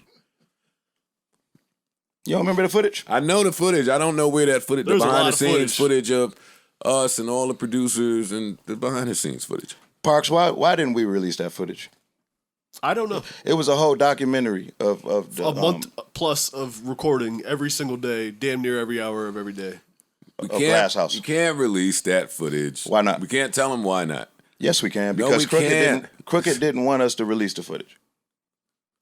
Because who the fuck cares why?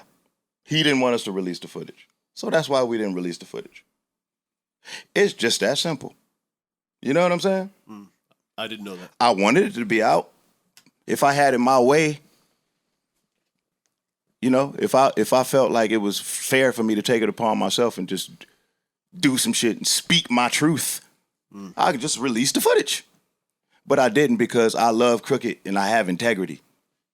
Whatever we gonna get from that, whatever's gonna come from the fans seeing what's perceived from me as my truth is not worth what it's gonna do to our relationship. You know? Yeah. Yeah, but that's no fun in hip hop. Man, fuck that. I'm talking about me and Crook's relationship. Mm-hmm. Right? Mm-hmm. So I don't even know nobody who would do that to Crook. Everybody who love Crook, that's like one of the first things they say, integrity. Crook, we can't do that to Crook. We ain't do nothing like that to Crook. You know? And that's some shit where it's like, make sure Joe don't get the footage because he'll leak that shit. You know what I'm saying? Yeah. And then this nigga turns around and does the same shit that he's been complaining about. Yo, he complained about Joe knew he was out for a long time. And he didn't tell us. Why didn't you tell us? And it was a legitimate question. But it's like, bro, you turned around and you filmed 4 webisodes, 4 videos, and an entire fucking album and didn't answer your phone while you were doing it.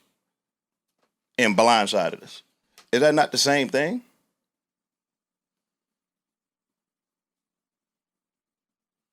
Well, the album's in your phones right this very second. No. I asked the question. I want Ice and Ish to answer it.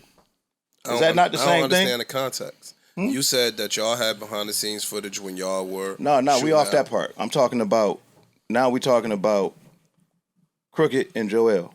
What about them? They went and recorded a whole album, 4 webisodes, 4 videos, all while not answering their phone while they're doing it.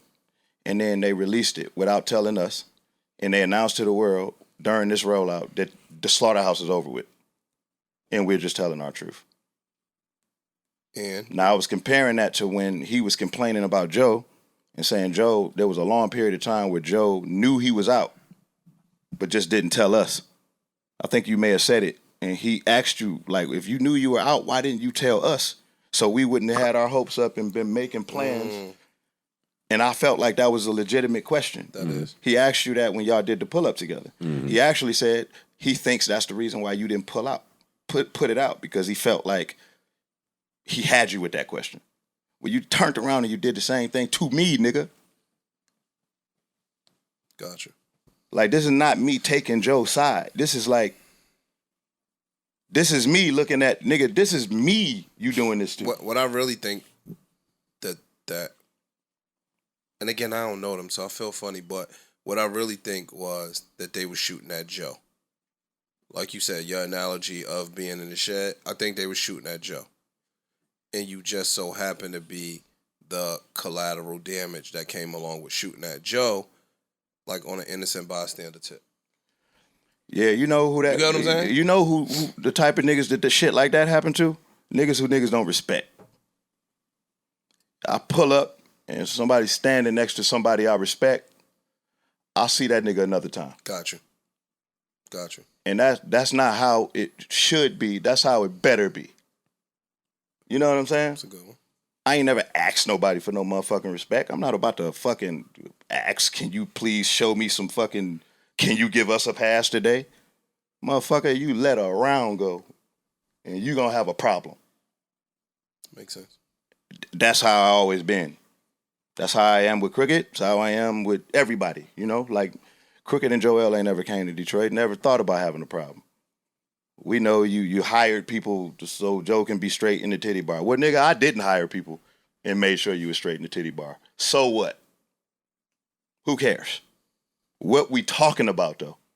What are you doing? Like, is this just justification for what you're doing? Because even if I did turn the deal down, or I did say, you know what, I don't want to do that because Joe got the star power, even if I took that position, I would be well within my right to, and you still file for handling it like you handling it. You win. I agree. It ain't really much to say after that. And I take the same L as you still, because the album is garbage. It ain't gonna be none of the numbers that you're looking for. And you just threw us all under the bus, and we all take the same L. Congratulations. Well, I'm sorry to anyone I've heard out there. That's what I got. I don't even know how to sound. I don't even know how to make it. No, for real, I am. I'm sorry to anybody I heard out there. I want everybody to be well, be happy, love and light. Everyone be great. There. No, that's unfortunate. Because even like, Part of life, man. no, it's not. That's not true. No, it's part of music business life. It's not. That's not it, because they not in the music business. They was friends. They had a personal relationship. You hear him talking? It don't sound like business. True. The nigga's talking from a personal level, like, yo, But I'm a grown man from the age I was 12, 13 years old. My reputation and my name was something that I earned. So don't play with it. Because niggas back home that really go, they don't play with my name. So I'm not going to let y'all niggas play with my name. And that's what he's saying. You get what I'm saying? I heard him. Loud and clear. So it ain't the music business. I'm saying the music business be No. fuck shit. I agree. But it is the music business, and I do think that that's where Royce and I go wrong when we humanize and be like, damn, we was hurt. Damn, how could you do that? This is how I feel about that. Like that's therapy.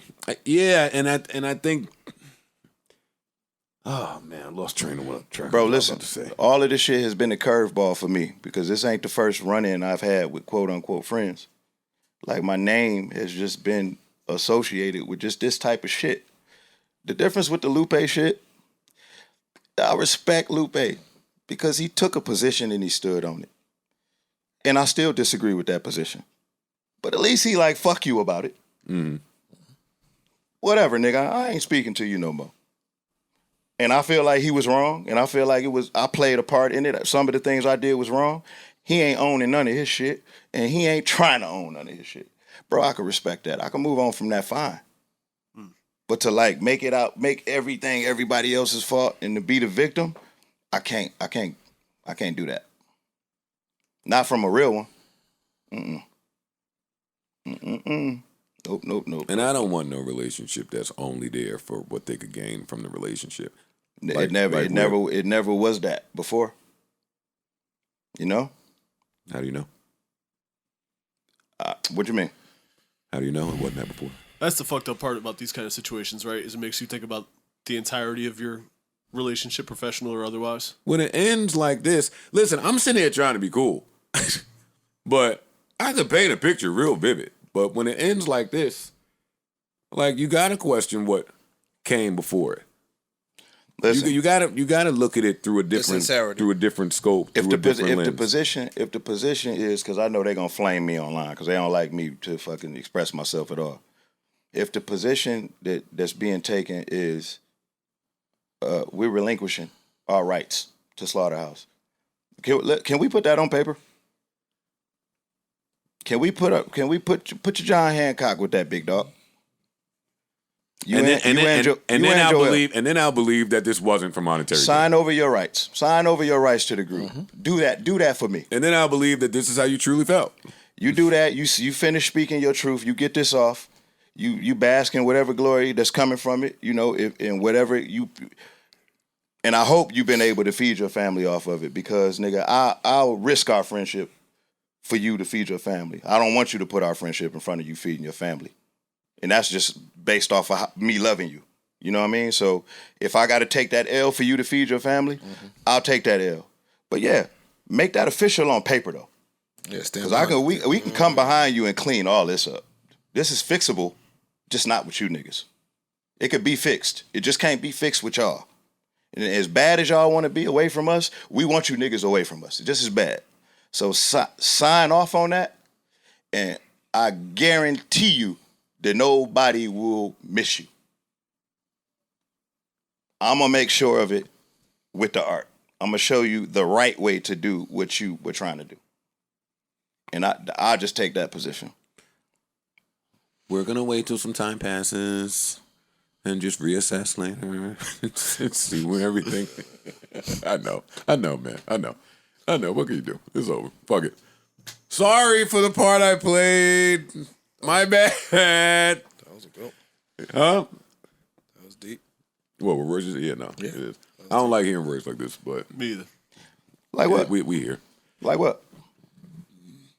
Like this. I'm talking exactly how I would be talking if these niggas were sitting here. That's really what I would have liked to have said, especially the moments where, you know, niggas be fucking moving the goalposts around and acting a little bit tough and shit. It's like, nigga, when the fuck did we start acting tough toward each other and shit? What about a rocket launcher?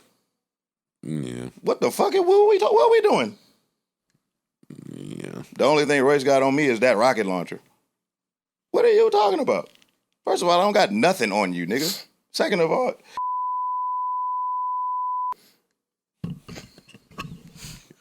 what are we talking about? I thought we was like celebrating and encouraging the brotherhood. You can't make me your op. We're going to put an ad right here. Anybody out there driving needs some car insurance? Geico is the way to go. This year only 12. Joe, I just got this Casper months. mattress. It's so comfortable. Oh my God, how have you been sleeping? We gotta put an ad. Why you asked me to come out here? Oh man. Ian said, okay, Royce, you're gonna behave yourself, right? I'm like, nigga, I always behave myself. Joe, you gotta worry about, and then I come here fooling. He said, Joe said he was like, I'm gonna be calm. We hope Royce will stay calm. Cause they just keep doing shit, man. I just look on my phone for 2 seconds. First thing I see is this nigga Crooked talking about art over IG Live. Art. It's like, man, nigga, you don't fucking get out of here, man. Yo, y'all can't tell me I'm immature, because there was a time where I would hit all these shits out in the park. I would hit these fastballs right out of here, man. I'm doing good. Yo, when God shows you who people are, you should just be thankful that he does it quick and fast. Mm-hmm. I'm not mad at anybody for being them. I feel like I'm a broken record now because I keep saying it. But if this is what Crook is doing, and every time I look at the phone and some shit being said with the little slide, hey, man, then that's what it is. I'd rather you do it there than us be in the studio and me never know that you felt like that and you had all this hidden shit. Like, I don't want those relationships. For me, I'd rather you let me know why I'm at $1 million than let me know when I'm at 100 million. You know what I'm saying? Like, because I could cut you off at that level. I could cut you off at the $1 million level. I don't want you up there with me and now you getting money with me, or, you know what I'm saying? I don't, stay down here. You good down here. I'm going to let you go at the $1 million level, and when I get to 100 million, you might still be down there. So I'd rather know now than later. All that sounds bad too. That shit sound anecdotal in the moment. What? Yeah, man. Who else put some music out? Yeah, this guy crazy. I really don't know what the music. No, it's fine. We on the Ryan Coogler. It's fine. We on the Ryan Coogler. Yeah. Ryan Coogler, director of Black Panther, went to a Bank of America. Yeah, and Creed. And the rest. Sir, can we see your hands? Sir, you look familiar. Can you get in the back of the car, please, sir? Nah, this is disgusting. And the lady was black too? Everybody. The bank teller was Oh, black. that's that bro. Who the bank teller is, who called me the bank teller. She the one who called the police. Oh, man. He gave me a letter. The cop who arrested or handcuffed Ryan Coogler was black. Uh-huh. On his way out, I think that was the bank manager that said, "Good job, fellas." I don't know if that was the bank teller. Look how he's standing, man. That's how rich niggas stand. Yeah, he don't even... He's surprised. He has no idea. Yo, what's bro, going on. he looked like he was in a movie. Like, yo, dog, when you just whipped out first. Yo, dog, we've seen white people on TV punching the cops. So that's wait, one of let our me that's explain. one of our prized possessions right there. Word, getting treated like that. That's a he's like you protect him at all costs, and you got him cuffed like he's a fucking criminal. The bad part with this, fam. First of all, you asked for my ID once we get outside. Can I just tell the people what happened? Man, fuck that. I'm here. I fucked everything up. No. You gotta get him. You gotta reel him back in. Ryan Coogler goes in the bank. He's trying to withdraw $12,000. Bank of America. He goes in the Bank of America. He's trying to withdraw discredit $12,000. He hands the bank teller the withdrawal slip. And wrote a note on the back of the withdrawal slip. Wrote a note on back of the slip along with his identification.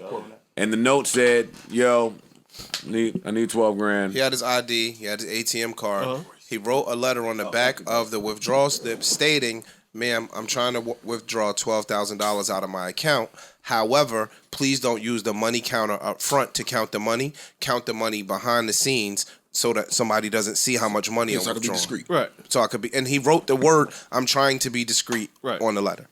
I don't want people knowing I'm walking around with 12 grand in my pocket. Not just that, you in Atlanta, they line the niggas up every day in Atlanta. So you don't know who the fuck is in the bank that sees you put $12,000 cash in your pocket and walk outside and tear your fucking head off for $12,000. That's what he said. Cool. That's true, fam. No, that's what he said. He said you don't want to get lined up. Yeah. So He now asked 3 times, "Is everything okay?" they're like, yeah, you Just good. Wait you good, right you there. good. We got you. Don't worry about it. We got Cop you. comes from the back got of you, him bank that robber, he man. doesn't see. Cop in the front of him, pointing at him. The first thing that the cop does is whip Pull out, out. and that's a problem. Absolutely. And that's how they view us, like we're always menacing and threatening. The first thing the cop does, his first reaction is to whip out. Well, the bright side to this is, because I feel like I'm the only one who's not looking at the cup like it's half full. So let me just have that moment. True. Black police officers don't kill people. So he was all right. Good point. Yeah, we don't have that. We don't have that problem.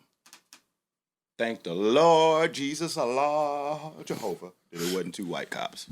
They probably would have came in there with rifles. Literally. That's Get on the floor. That's, What? go ahead. Lay on the ground. I'm not sure how long the bank teller has been working there. I'm not trying to shoot any bail. They said that. I forgot how long they said it, but none of it matters. could be her But she also day, talked to bro. the manager, so it wasn't just Exactly, her, my right? You know point. what I mean? None of that matters. Because now there's a level of escalation where if you don't feel comfortable with the $12,000 withdrawal, you go to the bank manager. Dog, you You go go to, to the bank branch before, manager. When you get to the teller, you got to put your card in, put your PIN number in to confirm your identity. Then you give them the withdrawal slip. So if he does all this, it's my account. Right. We've gotten to that point already. Banks have mad measures. You Like, could come on, your dog. signature. They got your signature on the screen. Correct. They can match the signature. I've been being sloppy on a check sometime and scribble my name real quick. My signature don't match up. They won't pay my guys. Yeah. Shit like that. Like, dog, they got mad shit in place. Can I see your ID?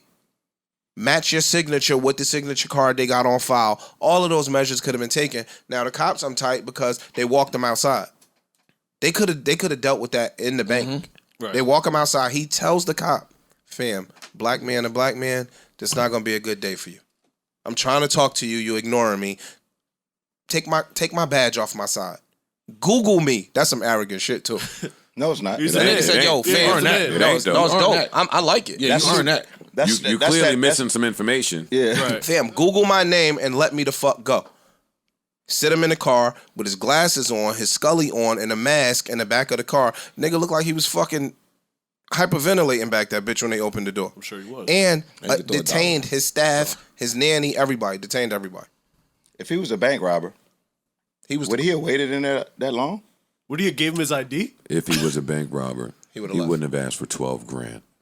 Right. I mean, I heard some stories. No, I heard some stories. Jokers get away with Niggas be 6, like, 7 yeah, grand. I robbed like 50 banks. I'm like, damn, how much would you get for that? Well, I mean, sometimes 400, Yeah, that's true. 75. But the cops Yeah, need but to be that- reprimanded. That's because that's probably just what they could get in the time. Did they ask for that? Like No, that was the stealing? It's not threatening. It's a certain amount When of you money go that they and you keep in the ask drawer, for, right? Yeah. And when you go ask for $2,500, a nigga not gonna do no research. You go ask for 10, 12, 15 grand. Now manager approval, shit like that might have to take place. When I was broke, and I used to go in there and try to get a big withdrawal like $10,000.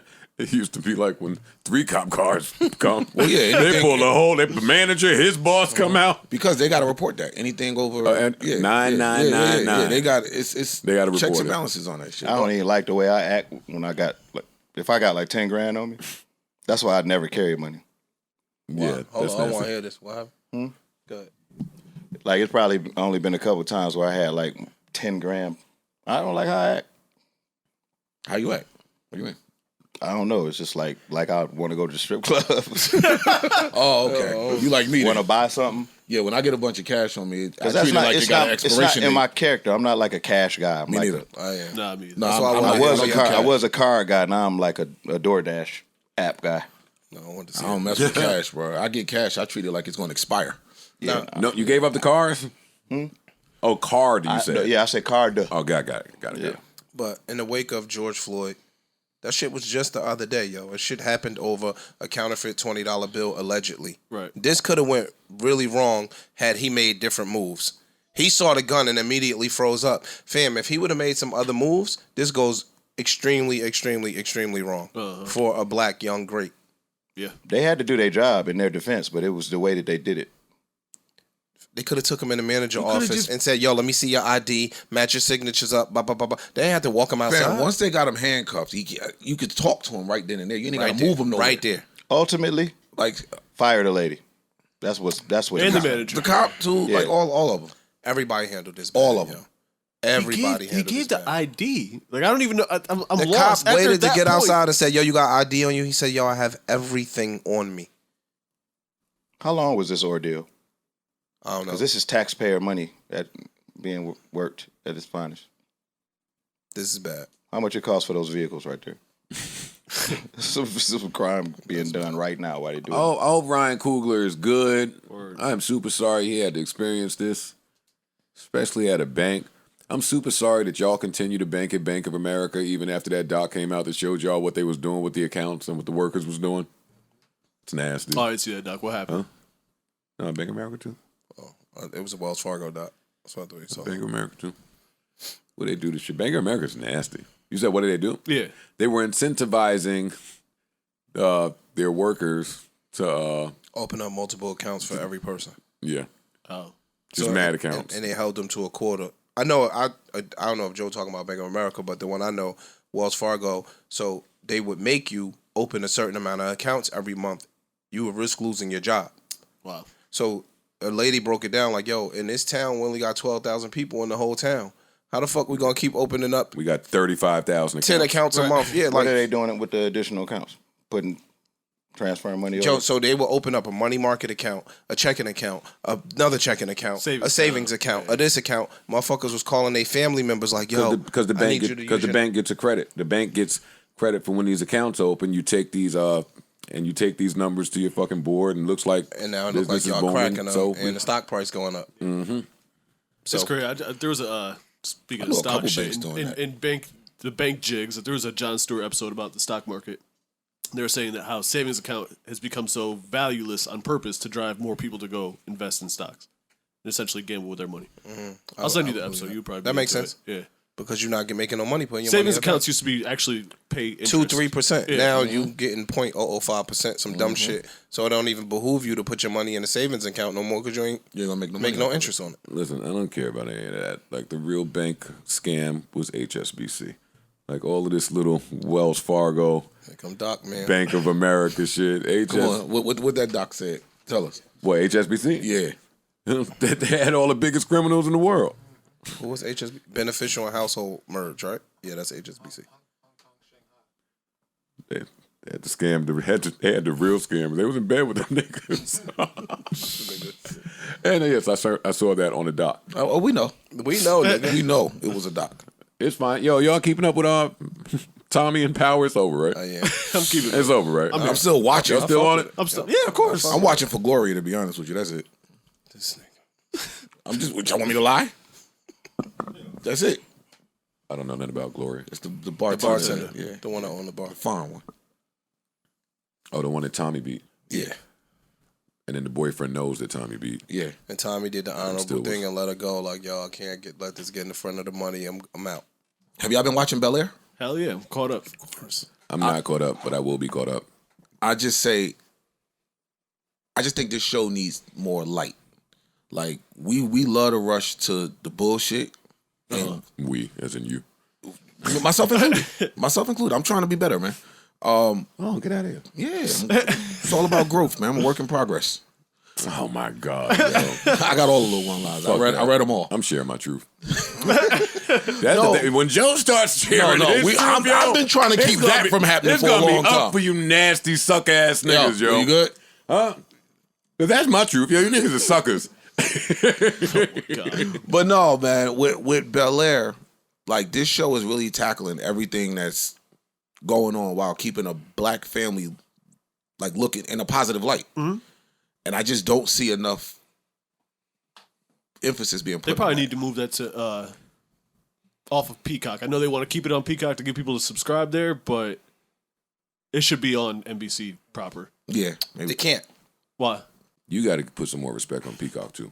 No, I love Peacock. I'm just saying that For this to get, I'm not sure a lot of people are rushing to it because it's new. I don't think a lot of people know because I don't even agree with that. It has to be moved off Peacock. Now that I think about it, because People rush to Netflix when enough people are talking about a show. Or People rush to Stars, Hulu. or- People yeah, rush that's into these apps if enough people are talking about True, it. but most I of those just- apps and brands had been established. Peacock is brand new.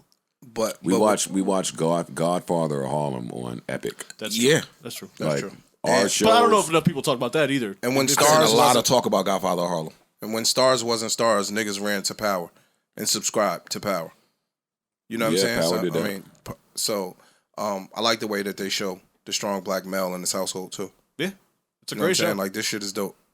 Like It's a this great is show. tackling things that, like even the current episode with Hillary being tricked into doing some sexual shit and realizing, oh shit, it worked, and now, wait a minute, I might like that. Like there are girls that's going through that. Like it's so much real shit that's happening. I just think more people, y'all. I'm a Bel Air fucking advertisement at this point. I want to tell everybody to watch this show. It's a good show. It's dope. Very good show.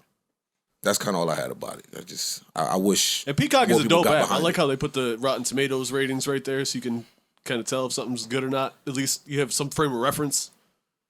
Peacock, y'all ain't gonna cut the check, man. That's Yeah. facts. 'Cause Yeah. these are just Y'all free too ads. dope for These that. are free ads Yeah, at this yeah, point. yeah, yeah. That's why I'm And just silent. even Like, the yo, Bel Air, what? interface is hard, yo. What happened with I Bel said, even Air? the interface is hard. Yeah. Like some of them other ones, you got all the content there, but the interface sucks. Yeah. Peacock, I go in right now. You want to continue? Cut the watching check. stuff? Yeah. I ain't no more advertisement, man. But yeah, go watch Bel And Air. I mean, for real. I've only said every week that I'm a huge fan of Peacock, and that's not because I'm trying to get them to cut the check, but they just do a good job. They do. Yeah, they do. And you can, where else can you watch American Greed 15 seasons in a row? And 30 million subscribers. It ain't a people problem. They getting them over there fast. They ain't been around, it ain't been 2 years. No, it hasn't. Has it been a year? It's probably been about a year. Maybe About about a a year. I year. think I now. watched the Summer Olympics there. That's when I subscribed. Almost a year. You watched the Olympics? Last year, yeah. But Peacock had the Olympics. to watch basketball, yeah. Good point. Yeah. Okay. You watch the fucking Apple Genius Bar debuts, right? Yeah. And we can watch the USA basketball team Right. play. Hey, speaking of basketball, you was waiting on that Philly Nets game. Yeah. Yeah, what happened? Who won? I think they said the Nets won. Oh, you think? No, the Nets won. They did win. They ain't win. When I looked at it, it was like a nigga- 20, 30-point game, so I was like, maybe, Yeah. you know. React. Give us niggas your had- opinion. Them It- niggas it had ended Royce that way, too. rocket launcher in that bitch. Him and Kyrie. Yo, put another $1 in the jar, man. Yo, I'm gonna put 2 in there. Yeah. I think you owe one, too. Kyrie He was do treating owe y'all like bitches. Yo, I'm good. Word. I never seen Kai play defense like that. He went in with a mission. I know. And what James Harden went in with? The lights A on him. hangover. Oh, yeah, something like that. He saw all his friends right there in the front row, and they couldn't wait to get to the club. Once Lil afterwards. Baby and Travis Scott was at the game, I knew. James Harden was out of here. Yeah. I should have bet on this game. Yeah, If Lil Baby is around, James Harden ain't playing no fucking basketball. They are Lil Baby, Meek, Shit, and man. Travis Scott We there. out- Man, we going to the club. We outside. Nigga was checking his text on the bench. Nah, this was. I ain't worried though. I mean, that was an ass whooping. you Let's should be. be You worried. let's be clear. No, you I'm should really be. I'm not worried. You should be worried. You can I'm sit not here and worried. play all that tough shit. I'm you not want. playing tough guy shit. As a Philly fan, you're not worried? No. If this was a little bit later on, yeah, I'm not worried right now. I'm not.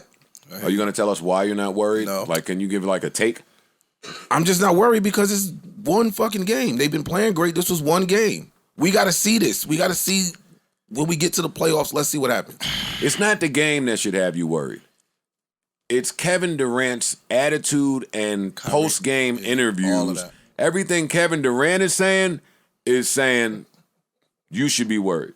He's saying, oh no, we mopped them up. They can't run. He's saying, yo, they not fast. Oh, we figure if we blow them out, then it would be tough for them to boo at Ben Simmons. So that's what we did. That's what he did. Fucking, Yeah, it worked. but he could do that in a 7-game series. I got to see that. My nigga. I have to see that. It's That's just all. not a seen regular. that, Not again. I have not seen that against it, this Ice. team in a 7-game series. It's not an ordinary regular That's all I'm season game. saying. Both of these niggas was worked up. They made the biggest mid-season trade. I They've agree. been talking shit against each other in practice. Niggas know about that. And the Nets Everybody- came in there harder. No, everybody came to play. Everybody came to play. Yeah, good pause. You're right. Yo, No, everybody didn't come to play. yes they did. Nigga, you think James Harden really came to You play? motherfucking right. I don't think so. He came to play, but it got neutralized. Nigga, he came to play. I watched the game. He wasn't just out there lollygagging. That nigga was going hard to the paint and was getting that shit shut down. Getting his pockets picked, all that. Listen, the Sixers lost. My James Harden jersey is on the way. It'll be here Friday. I'll be wearing it. Which team? Like, yo, they was pushing each other. Them niggas was playing hard, yo. That's all I got. I'll see y'all in the playoffs. Maybe. If they win the play-in game, I'll see them in the playoffs. I feel like there's more questions I should be asking Royce, but I don't want to ask Royce anything. Oh, see, he done sat up and go. See, I'm back. Nigga ain't have his mic or nothing. Yeah, I don't know. I don't know. It just feels like there's something I should ask, but I don't know. I don't know. Maybe that's just it. Maybe this. Well, what does this do to our relationship? What the hell are we supposed to do now? Did we just be friends? Did we just become best friends? I feel like we should go do some karate in the garage. So no party. All right, I'll try to have a little bit of fun. Let's have fun, man. So no party. You niggas asked you that already. See, you don't like to play. I like to play. What you talking about, like rapping? Yeah, I thought about it. I did. I did. I thought maybe That they would rile me up. They didn't get me riled up enough. Yeah, but I can't do that if I ain't do that with Lupe. Shit, why not? Totally different. Why not? shit, I could understand why you would do this. Yeah. I get the opposite. Like, what you saying? Like, this is worse? It's personal. Yeah, it's personal. Lupe wasn't Lupe ain't personal. affect you, yo. You sitting in here just now, Nigga, you was hot. running the fever. Them I niggas wouldn't. I just talk like that when I'm. passionate. Yeah, I mean, it pissed me off. It pissed me off a little bit. But A little bit. I'm not as mad as y'all as I appear to be. And as you sounded. Now. I just remember what Angry Royce over a beat did. And I saw you not the happiest. So, yeah, I would think this would push you a little bit. When a rapper's allowed to grow up some, I know, dumb question from me. But like, when are y'all allowed to expect something different? No, we can still expect it. It's just, if you don't get it because you've grown, then, okay. But niggas always going to expect what they know you to do. I'm not having fun with this because as a retired rapper, like, you got to just shut up because you're retired. And if you know you're not getting out of bed, you know you're not getting out of bed. Shit, that's crook beef for me in the first place. so I ain't gonna say nothing, but God damn it, I used to live for these moments. Sure did. I miss that, Joe. And you ain't in shape neither. Shit. Yeah. Yeah, that's a Yeah. Take a little minute to get I hear you. that's a farce. I hear you. You gotta get back out there and that whole run around a I little bit don't, first. yo. You don't think, Royce? I just need something to say, and I have it. I mean, No, I know you got a lot I to say. have it now. I found it. I mean, it's been a minute. You know what I mean? But it's like, it's not like he got to get in shape. It's like riding a bike. Yeah, but you got to get on and take them first. You got to catch the Go beat around. and all Yeah. that. That's what the studio's for, though. Okay. That's I don't know this sport. yeah, that shit. You ain't got to come out if it's trash. Yo, I don't think I ever dissed a rapper for money either. That's never happened. And I've been in all the beefs. Battle. Not the same. I never put one on my album. Who you say? When he battled. But that's not the same. I ain't talking about that. Yeah, no.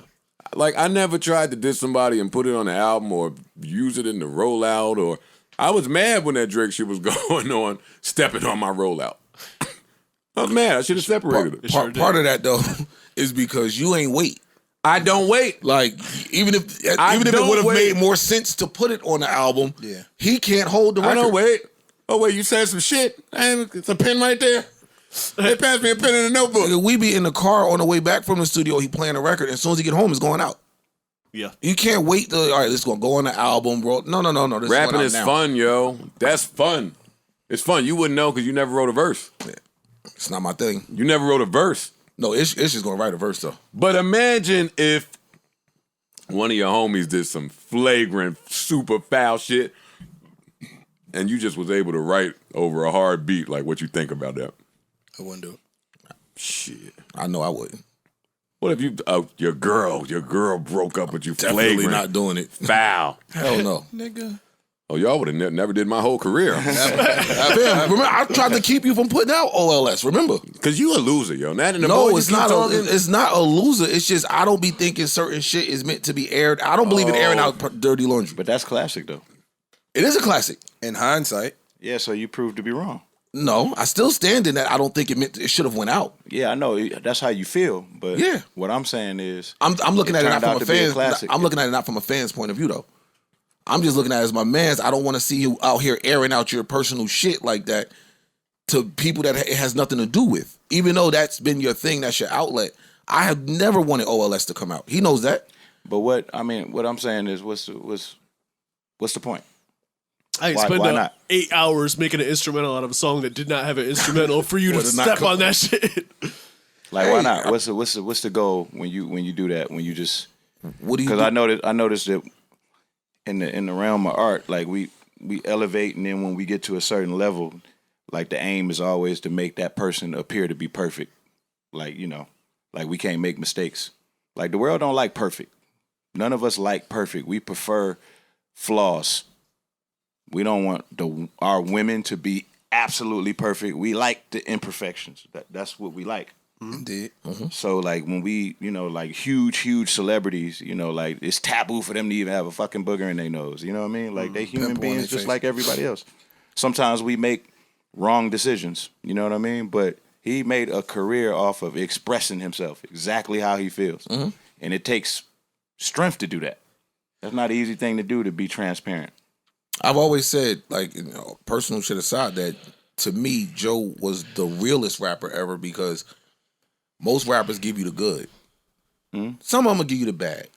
This nigga's gonna give you whatever it is today. The good, the bad, the ugly, the hideous, the oh my God, I can't believe you said that. And I gotta be the realist, because even when it wasn't no bad, I went and created the bad. The realest or the nuttiest? Yeah, that.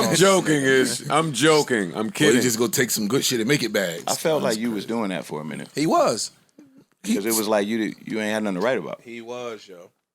This nigga said, yo, Joe will if my create chaos. if my household is going too harmonious, I gotta create I gotta go chaos. break. Yeah, I lived with the nigga. I've seen it.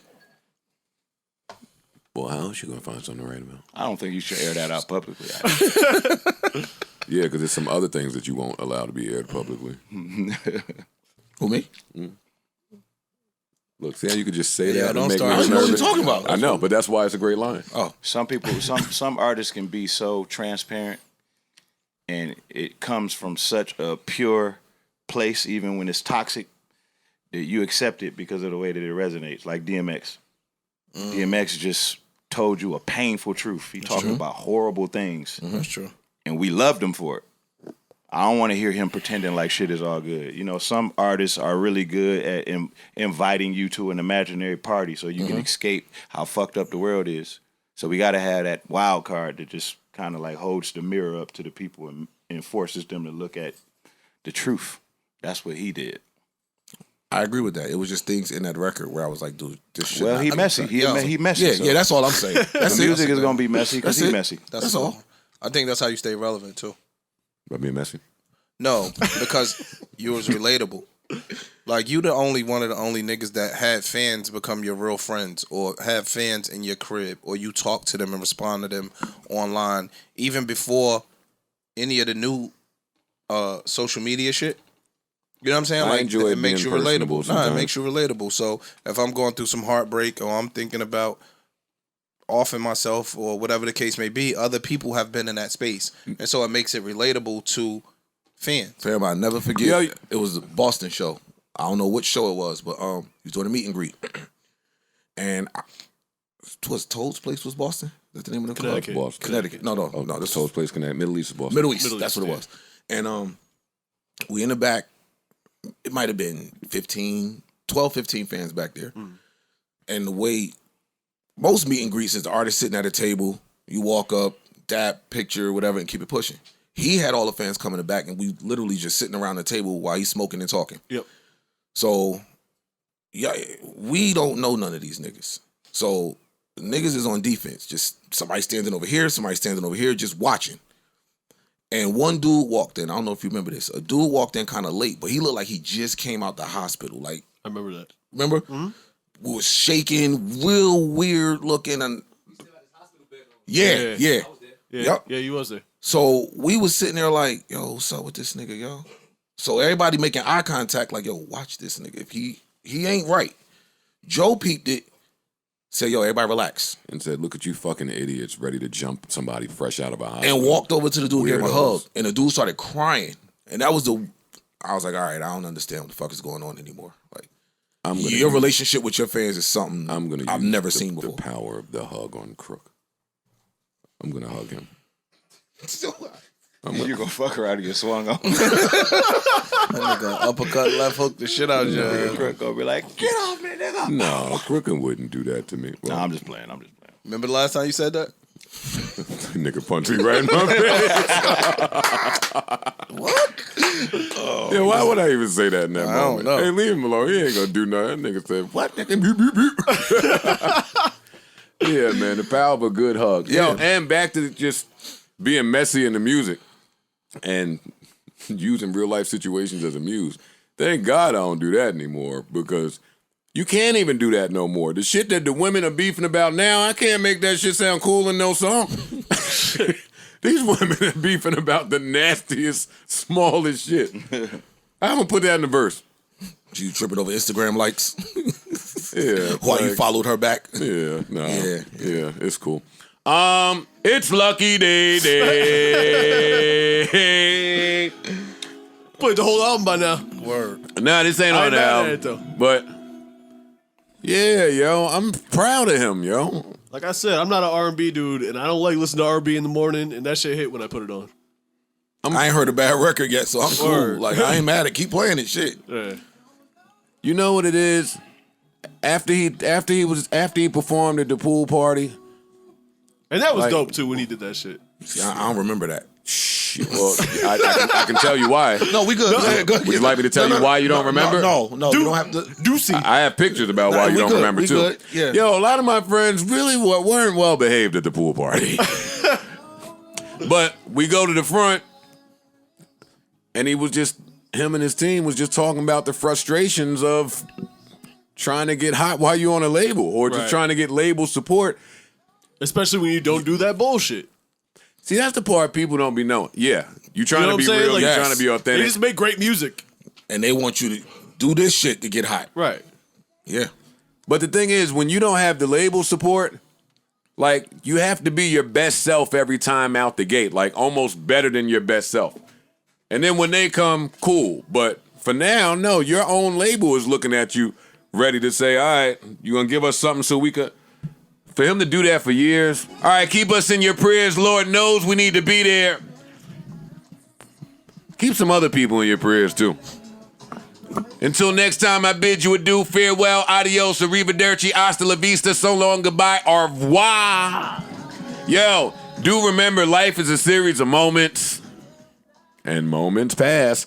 I put this little part here because all my friends was acting like some fucking fuckheads. I was losing all my friends, so I tried to come up with a... Life is a series of moments, and moments pass. The moment just passed.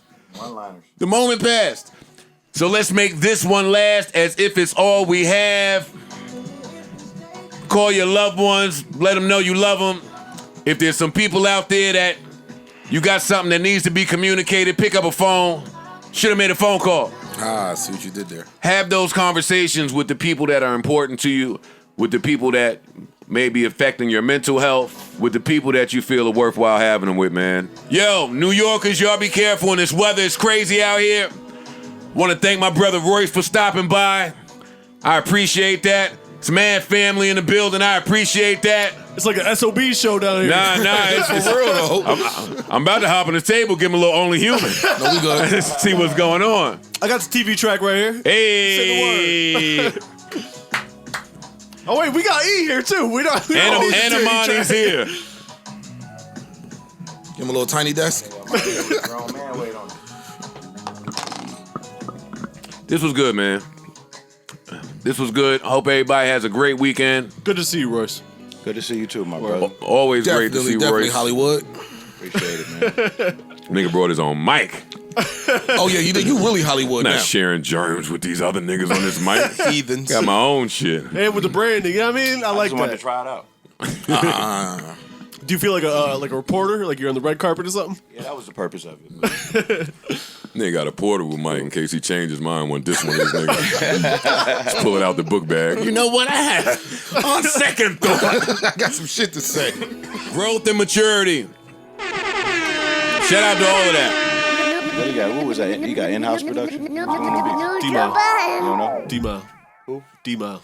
He does everyone. That's dope. Lucky Daye shit is all. You heard how this shit went out, right? All right, we going, y'all. Hold it down. Peace and love. Love and light. You heard?